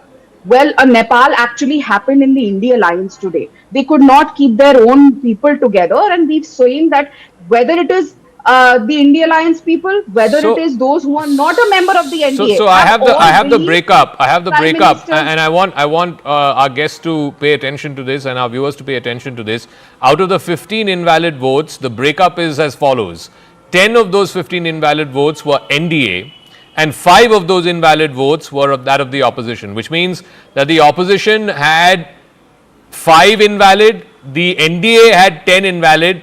Had Mr. Radhakrishnan got these 10 more, his tally would have been 462 instead of 452. And Mr. Justice Reddy's tally would have been 305 instead of 300. So which means this whole idea that the 15 who cross-voted are not necessarily the cross votes. There could be invalid votes. That has been negated, Matthew Anthony. Out of the 15, 10 invalids were NDA, 5 invalids were opposition. And by the way, our reporters are also saying that the assessment seems to be, both from the government side and from the Congress side, that there could be 1 or 2 MPs from DMK, Shiv Sena UBT and Aam Aadmi Party who cross voted. That's how it adds up to 15. And the invalids, as you said, are not all yours. In fact, it's almost a 2:1 ratio. 10 invalid from NDA and 5 invalid from the opposition. So there you go, Mr. Matthew Anthony. Can I come in, Saka? Yes, please. So, first of all, I didn't say that the entire 15 is ours. I said no, we don't know. Even the numbers which you're saying right now is quoted from sources. We don't have an official. These are all kind of sources which are saying. I don't know whether you have an official information from the Rajya Sabha election office of this. So we are speculating these numbers. We are speculating the sources. I don't want to qualify these comments on that. No, 1 second. No, there will be no official this thing on it because this is a secret ballot. No, you can't say MPX or MPY or MPZ. I said neither you nor me. It's calculations made by political parties, including your own, Mr. Anthony. Yes, Congress sources have told Pallavi Ghosh that they suspect 1 or 2 MPs from Sena UBT, DMK and AAP possibly cross-voted. Sources may have given it out, but let it come officially. As a spokesperson, I am sitting here and I am not saying that, I don't have any official information on that one. Okay. And I have to qualify the official statements on that. We have the President's tweet as well. Congratulations to Shri C.P. Radhakrishnan being elected as the Vice President of India. Your decades of rich experience in public life will contribute significantly to the nation's progress. I extend my best wishes to you for a successful and impactful tenure. No, Radhika Khera, again, Congress. I have a question. Yeah, yes, please. I have a question. I have a tweet here of Ms. Supriya Shrinet, who's the social media head of the Congress. It's right here. And she's tweeted the photo of Prime Minister voting in the presidential elections and saying, "Ye chune ballot paper se. So inka chunav ballot paper se kyo nahi?" So I would like to ask the Congress spokesperson, you just lost an election to the ballot also. You've lost elections to the EVM. You've lost elections to the ballot. Now, what are you going to cry? How do you want the next elections to be?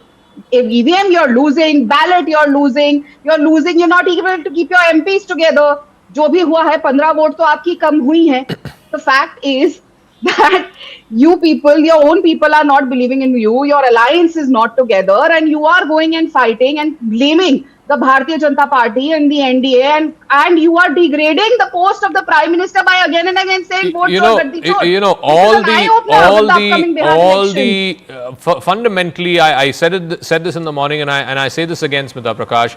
I think the opposition is missing a trick by picking up an issue which no one's saying it's not a serious issue. Of course, it's a serious issue. We all need clean electoral rolls. They're the foundation of any integral election process. But that's not the point. The point is it a livelihood issue? Is it an issue that has resonance with people's livelihoods?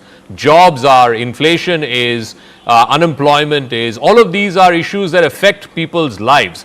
I'm not sure that SIR and people being deleted from voter rolls is exactly something that every person feels so passionately about that you think it's a vote determinant issue. Is it a vote determinant issue? I don't know. I really don't think it's an issue that moves the needle. But the Congress has been going on and on and on about it. That even Rahul Gandhi led that 15-day, 16-day Padyatra. The entire thing was on SIR. But is it really moving the needle in Bihar? I don't know. Smita Prakash. We won't know, right? They picked up Rafale, if you remember, about the Rafale aircraft. Did it matter to people because you buy an aircraft if there's corruption? So, you really don't know what actually moves people. But this election, of course, we're a country which is obsessed with elections. So whether it's a constitutional club election or this election, it will be, vice presidential election, it will be discussed threadbare as to what went wrong. I'm sure these invalid votes in the NDA will have Mr. Amit Shah's team working very hard overnight as to that despite having these classes which they had to explain, workshops to explain how to vote, in spite of that there have been these invalid votes. So why? So there'll be a lot of soul searching on that too. But winning this election, Zaka, was important for the BJP because it consolidates the party's domination in both houses of parliament, and they need that. The vice president's post is not just ceremonial. The proceedings of the house, the conduct of the debates, managing disruptions, steering the bills, that's all important. So securing this office was doubly important, especially after what we saw with what happened with Jagdeep Dhankar when he started acting with independent agency. One second. So the BJP wanted procedural. This tweet that you're seeing on the right, I hope you can all see our screens. This tweet is from the official Congress party handle. Tweeted just 1 hour ago, by the way. Just 1 hour ago, just moments before the results came, and it says Man Ki Baat. It has a picture of the Prime Minister behind a bunch of curtains trying to come out, and it says fill in the blanks, main vote dash hoon. Obviously, they are hinting at vote chor hoon. Now, please tell me, kisne vote chori ki, Matthew Anthony? Who stole 15 votes? I mean, who cross-voted 15 votes? So, Saka, first of all, I'm kind of a bit shocked about a leading journalist talking about that, the vote chori is not a matter of a concern for the countrymen. But it's not something which affects. What we are saying is the fundamental aspect of the vote. Did I say that? I'm sorry. Please don't misrepresent. Please don't misrepresent. I didn't say it is not. Not Zaka, please. I didn't say that. No, he's talking about me. I think is it? Yeah. Yeah, yes, okay. I'm talking about you, sir. No, I continue to maintain that. But anyway, go ahead. Yeah. So I'm saying that, when we are sitting in good AC offices and, very comfortable life, and then our right is being kind of taken away, and it is being manipulated, and that is used for a dictatorship, an undeclared emergency, that is a cause of concern. And that is for a political party, for an ideological battle to fight for the constitution of this country. And that is really shocking to see from a very senior journalist like you to say that it is not concerning. One second. My point was, okay, 65 lakh names have been deleted from Bihar, right? That's the official tally from the Election Commission. Those 65, one second. Those 65 lakh people have a chance. They had a month-long time to again appeal to the Election Commission, move courts, whatever it is, to try and get their names back on the list. Now, my point is, there's a remaining 7 crore odd who are your majority electors in Bihar, whose life it does not affect because they are there in the electoral rolls. For them, this is not an issue. Nobody is taking away their votes. So you have basically made the number one issue in this election an issue that concerns less than 10% of the electorate of Bihar who are not on the voter rolls, and the remaining 90% who are on the voter rolls don't care about this issue because it does not affect their lives. Their names are there in the list. That's what I meant. You've picked up an issue that does not matter to 90% of the electorate of that state. I'm coming to you. So, you're speaking specifically about Bihar. We are speaking about a country-wide hijacking of the electoral rolls. We spoke about a specific constituency in Karnataka. Then we spoke about Maharashtra earlier. We are coming to speak about Haryana later. So we are saying that the election commission, the electorate role of the election commission is being hijacked. That's exactly, and that's a concern. Anyway, Radhika Kera, go ahead. We have also addressed the GST issue. The conflation of, let's take the Mahadevpura example, right? Rahul Gandhi's contention was 1 lakh extra voters have been added. Fake voters, absentee voters, all kinds of voters. That is one thing to allege, but to say that extra 1 lakh all voted for the BJP is completely, completely jumping the gun. But anyway, Radhika Kera, final word. Let me respond to two things very quickly.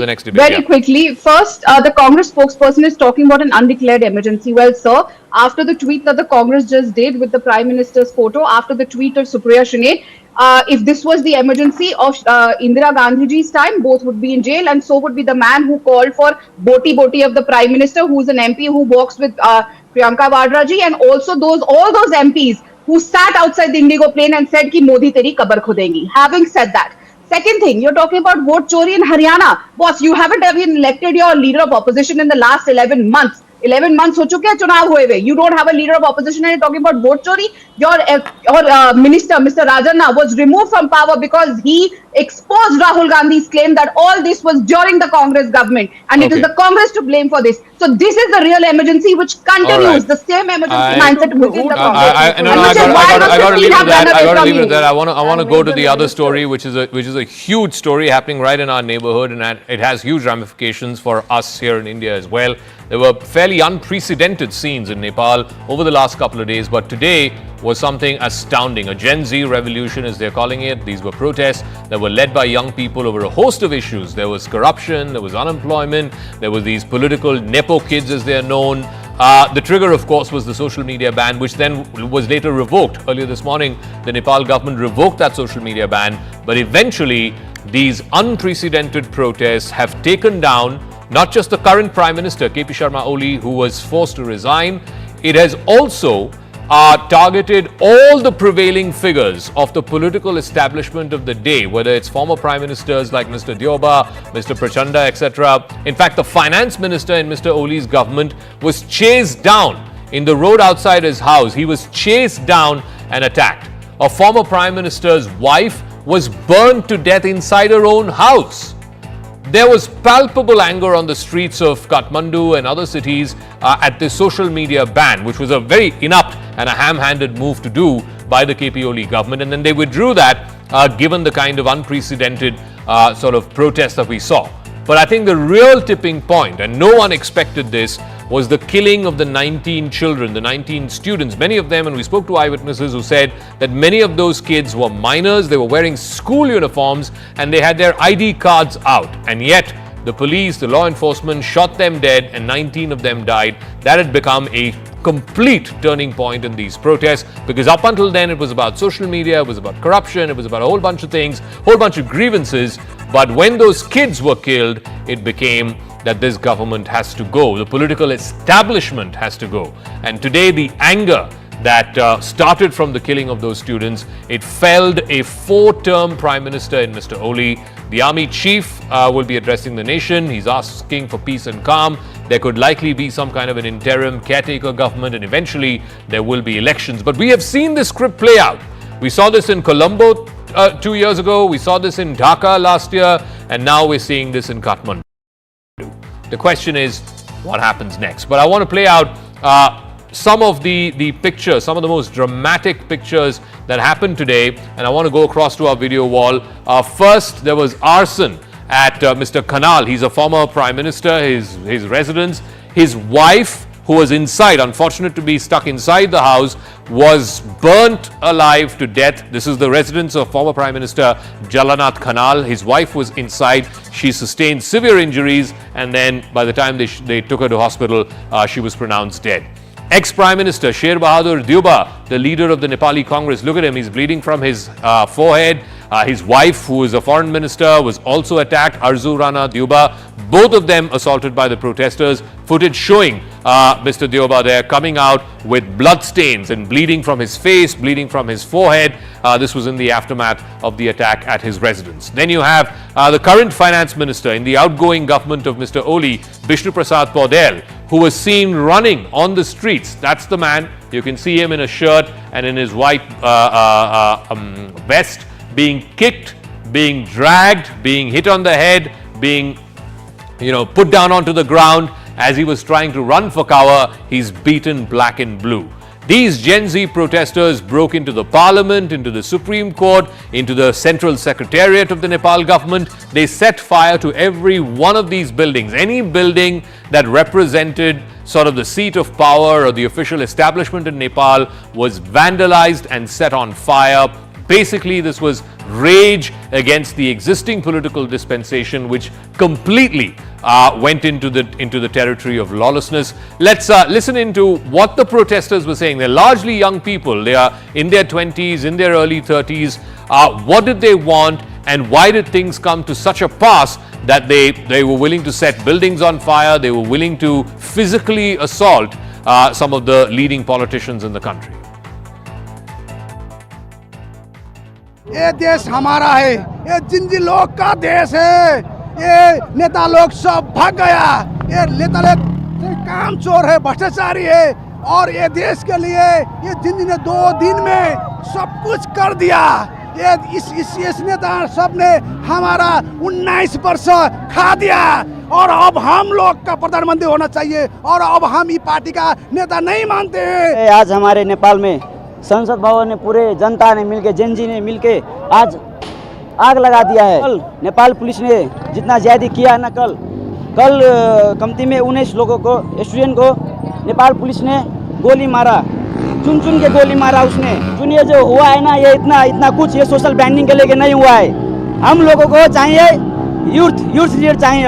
अब ये जो पुराना लोग हैं ना, वो कोई नहीं चला सकता है। अब युवक चाहिए, युवक चाहिए। अब युवक ये चलाएगा, ये पुराना जितना है वो सब बाइकाट। जैसे ही नेपाल के प्रधानमंत्री ने इस्तीफा दिया, उसके बाद आप देख सकते हैं हालात और ज़्यादा बदतर हो गए हैं। और इस वक्त हम एक हाई राइज बिल्डिंग पर खड़े हुए हैं और यहाँ से मेरे कैमरा पर्सन युगल आपको सीधी तस्वीर दिखाएंगे। देखिए बिल्कुल मेरे सामने ये पार्लियामेंट है जो धू करके पूरी तरह से जल रहा है, और ये बाजू में एक होटल है और एक बैंक है, ये पूरी तरह से जल गया। ये बिल्कुल एक्सक्लूसिव तस्वीरें हम आपको दिखा रहे हैं जहाँ जोखिम में डाल के, क्योंकि नीचे उग्र प्रदर्शनकारी हैं, लोगों का गुस्सा शांत नहीं हो रहा है। लोग भ्रष्टाचार और जो करप्शन था उससे यहाँ पर त्रस्त हो चुके थे, और उनका लगातार कहना था कि जो यहाँ की सरकार है उसने युवाओं के बारे में कोई सुध नहीं ली, और जो करप्शन का मुद्दा था वो इतना ज्यादा All right, massive protests. We haven't seen these kind of protests even in 2005-06 when there were protests against the monarchy, even in the 1990s when there was protests out in the streets of Nepal. This is something that in 2 days, in less than 48 hours, a 4-term Prime Minister was ousted. Akhilesh Upadhyay is a columnist and a former editor with the Kathmandu Post. He's joining us live. Prabesh Subedi is a freelance journalist, also joining us live from Kathmandu. Sushant Sareen, senior fellow with the Observer Research Foundation, and Smita Prakash, editor of ANI. Let me start with you, Mr. Upadhyay. You know, initially, yesterday at least, the impression seemed to be that this was around the social media ban and, you know, young people were venting their frustration. How did it go from that to what we saw today? I mean, it was utter chaos, all, you know, government buildings, most of them being burnt down, former prime ministers and ministers being physically and violently attacked. How did it turn? How did it become this? I mean, like, to be honest, I am here in Kathmandu trying to make as much sense, struggling to make, as you are in Delhi. First of all, I qualify that with all my humility. I don't know. I mean, like, one of the things that perhaps happens in these times of utter changes, not just in Nepal historically, is people go from one extreme to another. You know, don't forget all the social media platforms were shut off. I mean, until what, yesterday? Yeah? Yeah. And do you hear some of the odd sounds in the background? Yeah, that's very close to my home. I'm hoping it's not too bad. In any case, okay? So, the protest yesterday was one of the young kids, as you put it, trying to tell the world that this is not done. This is extreme political nepotism, corruption, and also extreme neglect of the common man, you know? And there was hope that as they went to bed in the night, these students or kids or young protesters, Gen Z, that some calm would return in the morning. At least the party bigwigs must have thought along those lines or hoped along those lines. It didn't quite happen that way. It went to the other direction. I was at the Prime Minister KP Oli, ousted Prime Minister KP Oli, UML's headquarters today, and it was surrounded by thousands of people, you know, thousands of young protesters, and, you know, several footages of yours showed that there was vandalism all around. Yeah. This really continued until his resignation. But I also saw, you know, kind of there, how would I say, some calm return. The protesters, same protesters who were surrounding the Prime Minister's office, later I saw them right by my across street, turning into victory rally, kind of like calm, chilled. So I'm hoping that that would be more the case. But that said, the situation is a little more, I don't want to use the word complicated, perhaps will take time to soak in. Okay. Yeah, and as we talk now, my sources say, I'm not 100%, the president, Ramchandra Paudel, Balen Shah, Kathmandu's mayor, and perhaps RSP, Rashtriya Swatantra Party president, Yeah. Ravi Lamisane, have been asked by the president to visit Sital Niwas for, I don't know, some kind of early talks, very early talks on political transition. So let me ask Mr. Subedi this. What everybody wants to know is what happens next. I've been hearing since early afternoon the mayor of Kathmandu, apparently very popular among young people, rapper turned politician Balendra Shah. And I've also heard about this gentleman, Mr. Lamchane, who I believe was in prison up until earlier today and was released from jail. Are these now the people who will take Nepal forward? Do they have support amongst the young Gen Z protesters who have been out on the streets for the last couple of days? And what do we know about these two individuals? Actually, we don't have that clear picture yet. As Mr. Upadhyay already said, it's simply the breakout of frustration has been for a long time among the people, especially young generation. So there is no proper plans and proper ideology guiding this sort of thing. So we cannot say how the movement move ahead. No, but what do the protesters then want? Obviously, I spoke to some of these young kids in the afternoon, and one of the girls said, and I thought which was quite pertinent, is that of the 19 kids who were shot dead, a large number of them were apparently under 18, wearing their school uniform, had their ID cards out on their necks, and no one quite thought, and I think one of them said, not even in 62, 63 were school kids killed like this, and that's what really triggered the mobs today. So what is it that these protesters now want? It's clear that there was a big dissatisfaction with the ruling government, not only with the ruling one, also with the all old political parties. But the frustration is collected somewhere in the one point, but there are many ideologies, many interest group are involved for the same, showing the frustration. That's why who leads and what happens next is not clear yet. You see, Nepal army is trying to facilitate the process to form the new government, but actually the army in Nepal is not typically known as a political, direct political actor. So as Upadhyay said, the president is trying from his part as he can, but we still have to wait to see what happens next. So Sushant Sareen, I don't know why I have this almost feeling of deja vu. We saw a similar script play out in Bangladesh last year. Again, it was the army chief who came in. There was an interim government. The rage was basically young people. There was shooting of some of them. Some of them got killed in police firing. And then, the establishment there, which was always Awami League and then BNP, completely the rage was against the establishment. We saw something similar in Sri Lanka too a few years ago. Why are we seeing this script play itself out in India's neighborhood? Actually, Yeah, Sushant, please. Yeah, thank you.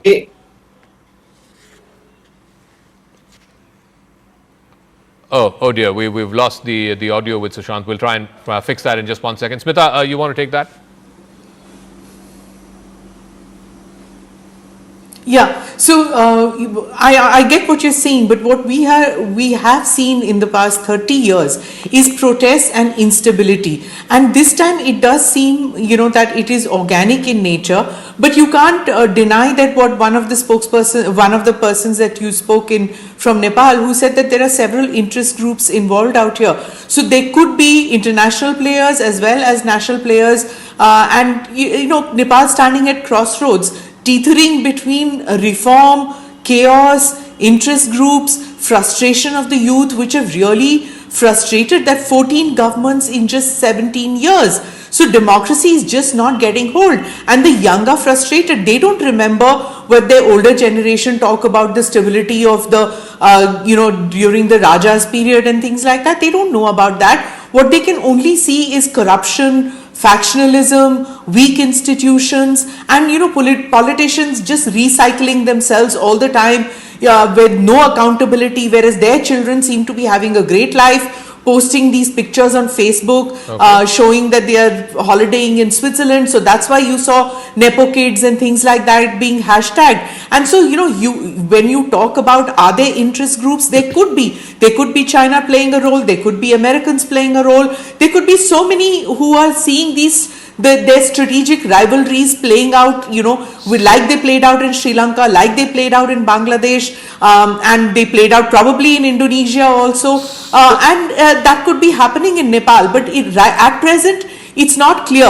Right now, it just seems like angry and digital savvy young generation out there, wanting to topple a government, but no roadmap ahead as to how they're going to resolve this now. Is it too simplistic to suggest that the same pattern is played out in Bangladesh and Sri Lanka and other countries, or do you genuinely see that there is some kind of a vested interest at play, some kind of international interest at play?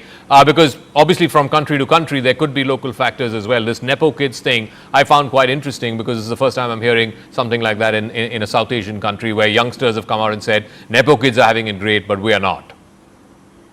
But that's true for all countries, Zaka. That there is a lot of disgust. We've seen that in India. In India, it manifests itself in the kind of electoral verdicts that we saw in 2014. That forget about these Nepo kids. We want a completely different leadership, and we got one, right?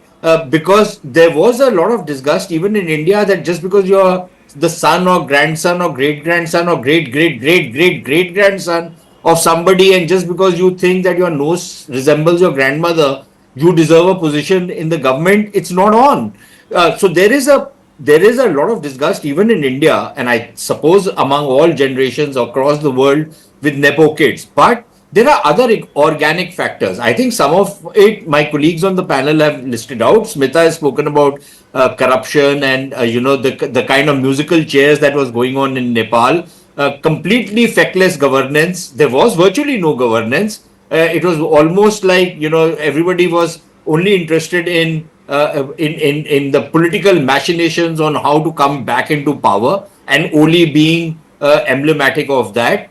So there was a lot of problems out there. Now, in this mix, there could be vested interest. But I think what happened over the last 2 days is very different from what has happened in some of the other countries, in the sense that, at least in Nepal, in the previous agitations that toppled governments, you had somebody leading those agitations. Yeah. There was a political leadership which was leading the agitation and which was able to pave a transition. This time it is leaderless, number one. Number two, what is going to be the transition? Because where is the political leadership left? Every single major political party, we've seen what has happened to them on the streets of Kathmandu today, right? They literally are fleeing with their lives, and some of them have lost, unfortunately, their lives. Their houses are being burned down. Now, even if supposing you were to go into fresh elections, who will fight those elections? And the guys who are trying to step in right now, do they have the political capital, a pan-Nepal appeal? Remember, Nepalese politics is also pretty fragmented, which is why you don't get clear verdicts.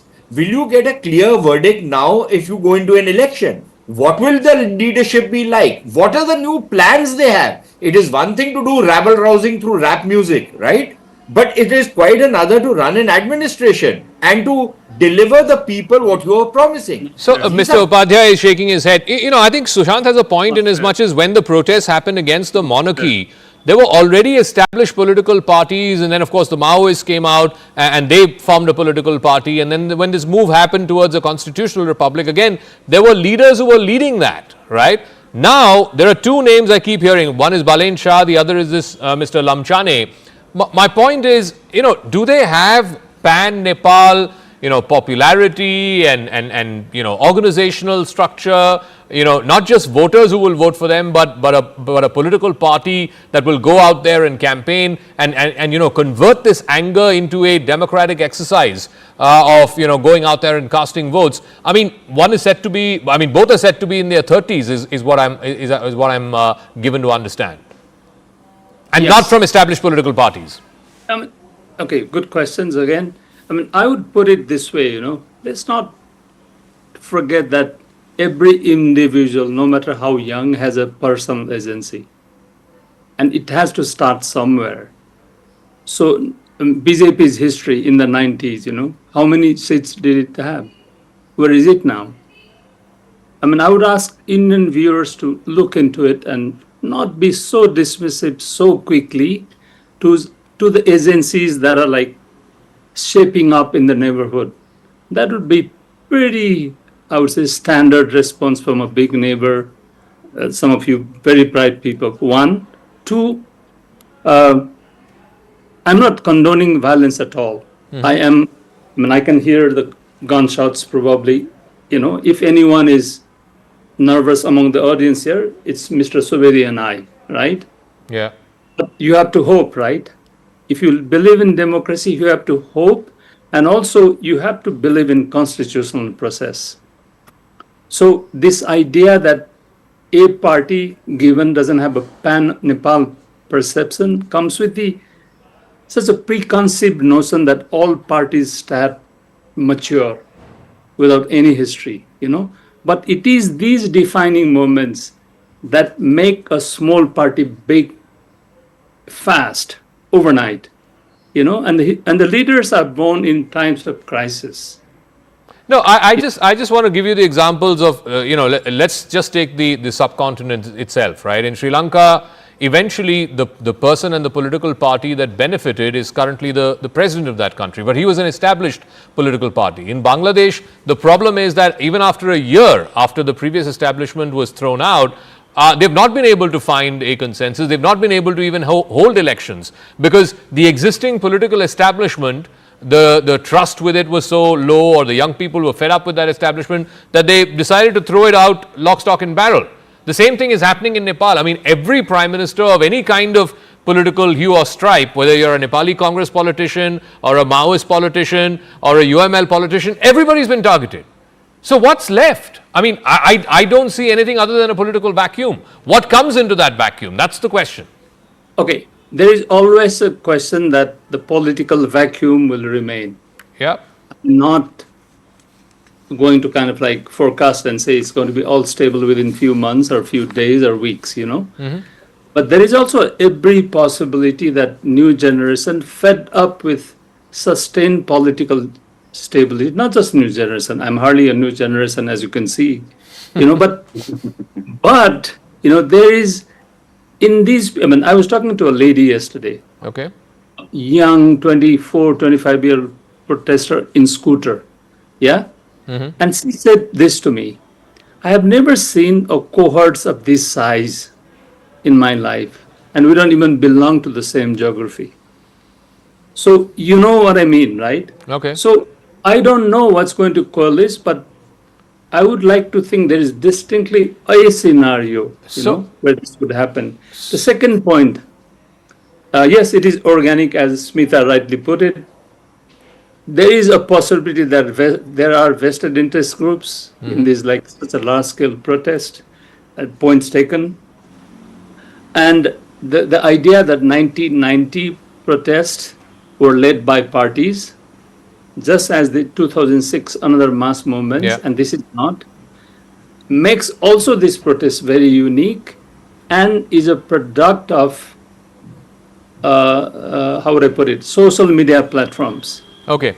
Sushant, so if we all want to hope, and we all want our version of ideal politics.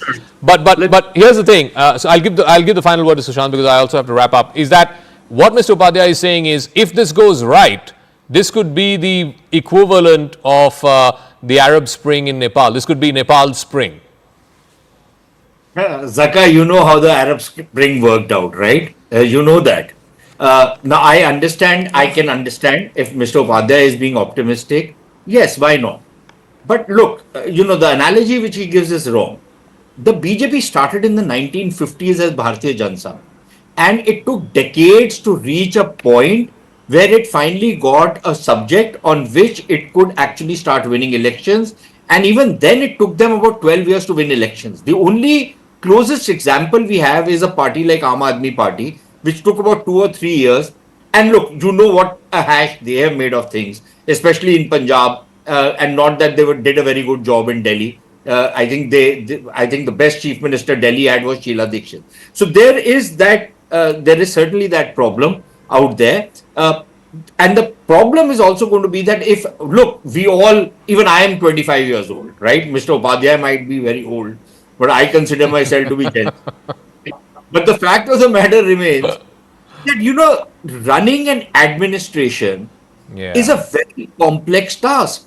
And it is one thing to have a lot of passion and a lot of jazba to do the right thing and want the right thing. Yeah. But wanting the right thing and being able to manage the right thing are two completely different things. All right, I'll wrap up. I'll wrap up with I think it was Obama who said, "You campaign in poetry and you govern in prose." That's where the problem is. When you start governing and you don't have any experience of governing, that's when the infinite hope that people like these young politicians are sort of reviving in Nepal, that suddenly sours. Anyway, we'll leave it at that. Thank you very much. It's a fascinating story, and as neighbors, we should be paying attention to it. We should be observing it, and we should be watching what's going on in Nepal without preconceptions or judgments, as it were. Thank you for tuning in to Brass Tacks. Thank you for watching from our CNN News 18 Primetime Studio, presented by Schneider Electric Smart Home Solutions.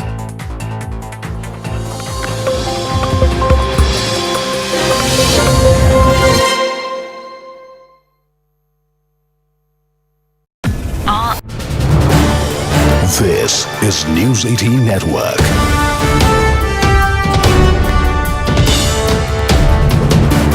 India's largest news network. Joining us here on CNN News 18, huge story breaking in the neighborhood. The Nepalese Prime Minister KP Sharma Oli, who's been a sort of a semi-permanent fixture in Nepali politics over the last 30 years, he has now tendered in his resignation. His current government, I think this is his third stint in power, his current government, which was an uneasy coalition between him, the Nepali Congress, and a section of the Maoist party. It was an uneasy coalition that had been in power for the last year or so now, and now, given these massive scale protests that we've seen, led by young people, the trigger being, of course, the social media ban, but it goes far beyond that. Issues of corruption, unemployment, privileges, dynastic politics, curbs on young people speaking their mind, all of this sort of came into a deadly cocktail. It came into a deadly combination, which finally ended up consuming the current Prime Minister, Mr. Oli, who has tendered in his resignation. The latest information that we have is that Mr. Oli has been given safe escort by an army chopper. Him and his immediate family members have been taken to an army barrack where they will be kept for some time. CNN News 18 broke this story first to you. We were the first ones to tell you that Mr. Oli has put in his papers. He has officially sent in his resignation to the Nepalese president, Mr. Paudel, whose resignation has now been accepted. At 12:05 p.m. we told you about Mr. Oli planning to step down. It was clear earlier this morning itself. The RSP party quit, 4 ministers quit. The writing on the wall was clear as day to the Nepalese Prime Minister that he's fast losing support and he needs to step down. At 2:16 p.m. officially, KP Sharma Oli, Prime Minister of Nepal, put in his papers and stepped down as Prime Minister after being given safe passage by the military, an assurance of safe passage by the Nepal Army Chief. Let me go across to Darshan, who's a Nepali journalist, who is joining us live from Kathmandu. Darshan, so Mr. Oli, the long-serving Prime Minister of Nepal, has finally quit. Do we know where he is? He's apparently been taken in an army helicopter to some safe passage. And what happens next, Darshan? Who becomes the next Prime Minister? What is the next government going to be like? Is there any word about what is happening? So there is a lot of protest right now, like though I'm in a hope in a safe place right now, I can hear a lot of screaming and the cloud which is filled with the smoke. So I'm not sure which are the buildings that has been into fire, but yeah, the PM Oli finally resigned, but it's not about a new government. It's a generational war. Like I mentioned earlier, Gen Z are like crazy, and there is also a lot of riots that's happening. And there is no one to take a lead at this time. But Gen Z are also, looking after Balin to come forward to control this chaos. Because right now there are protesters inside parliamentary building, inside the Singha Darbar, where all the ministries used to handle their places, and there are also many data centers that have very critical information. And right now there is no presence of the government in the street.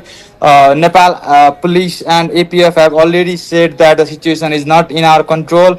So it's clear. News 18 Primetime Studio, presented by Schneider Electric Smart Home Solutions.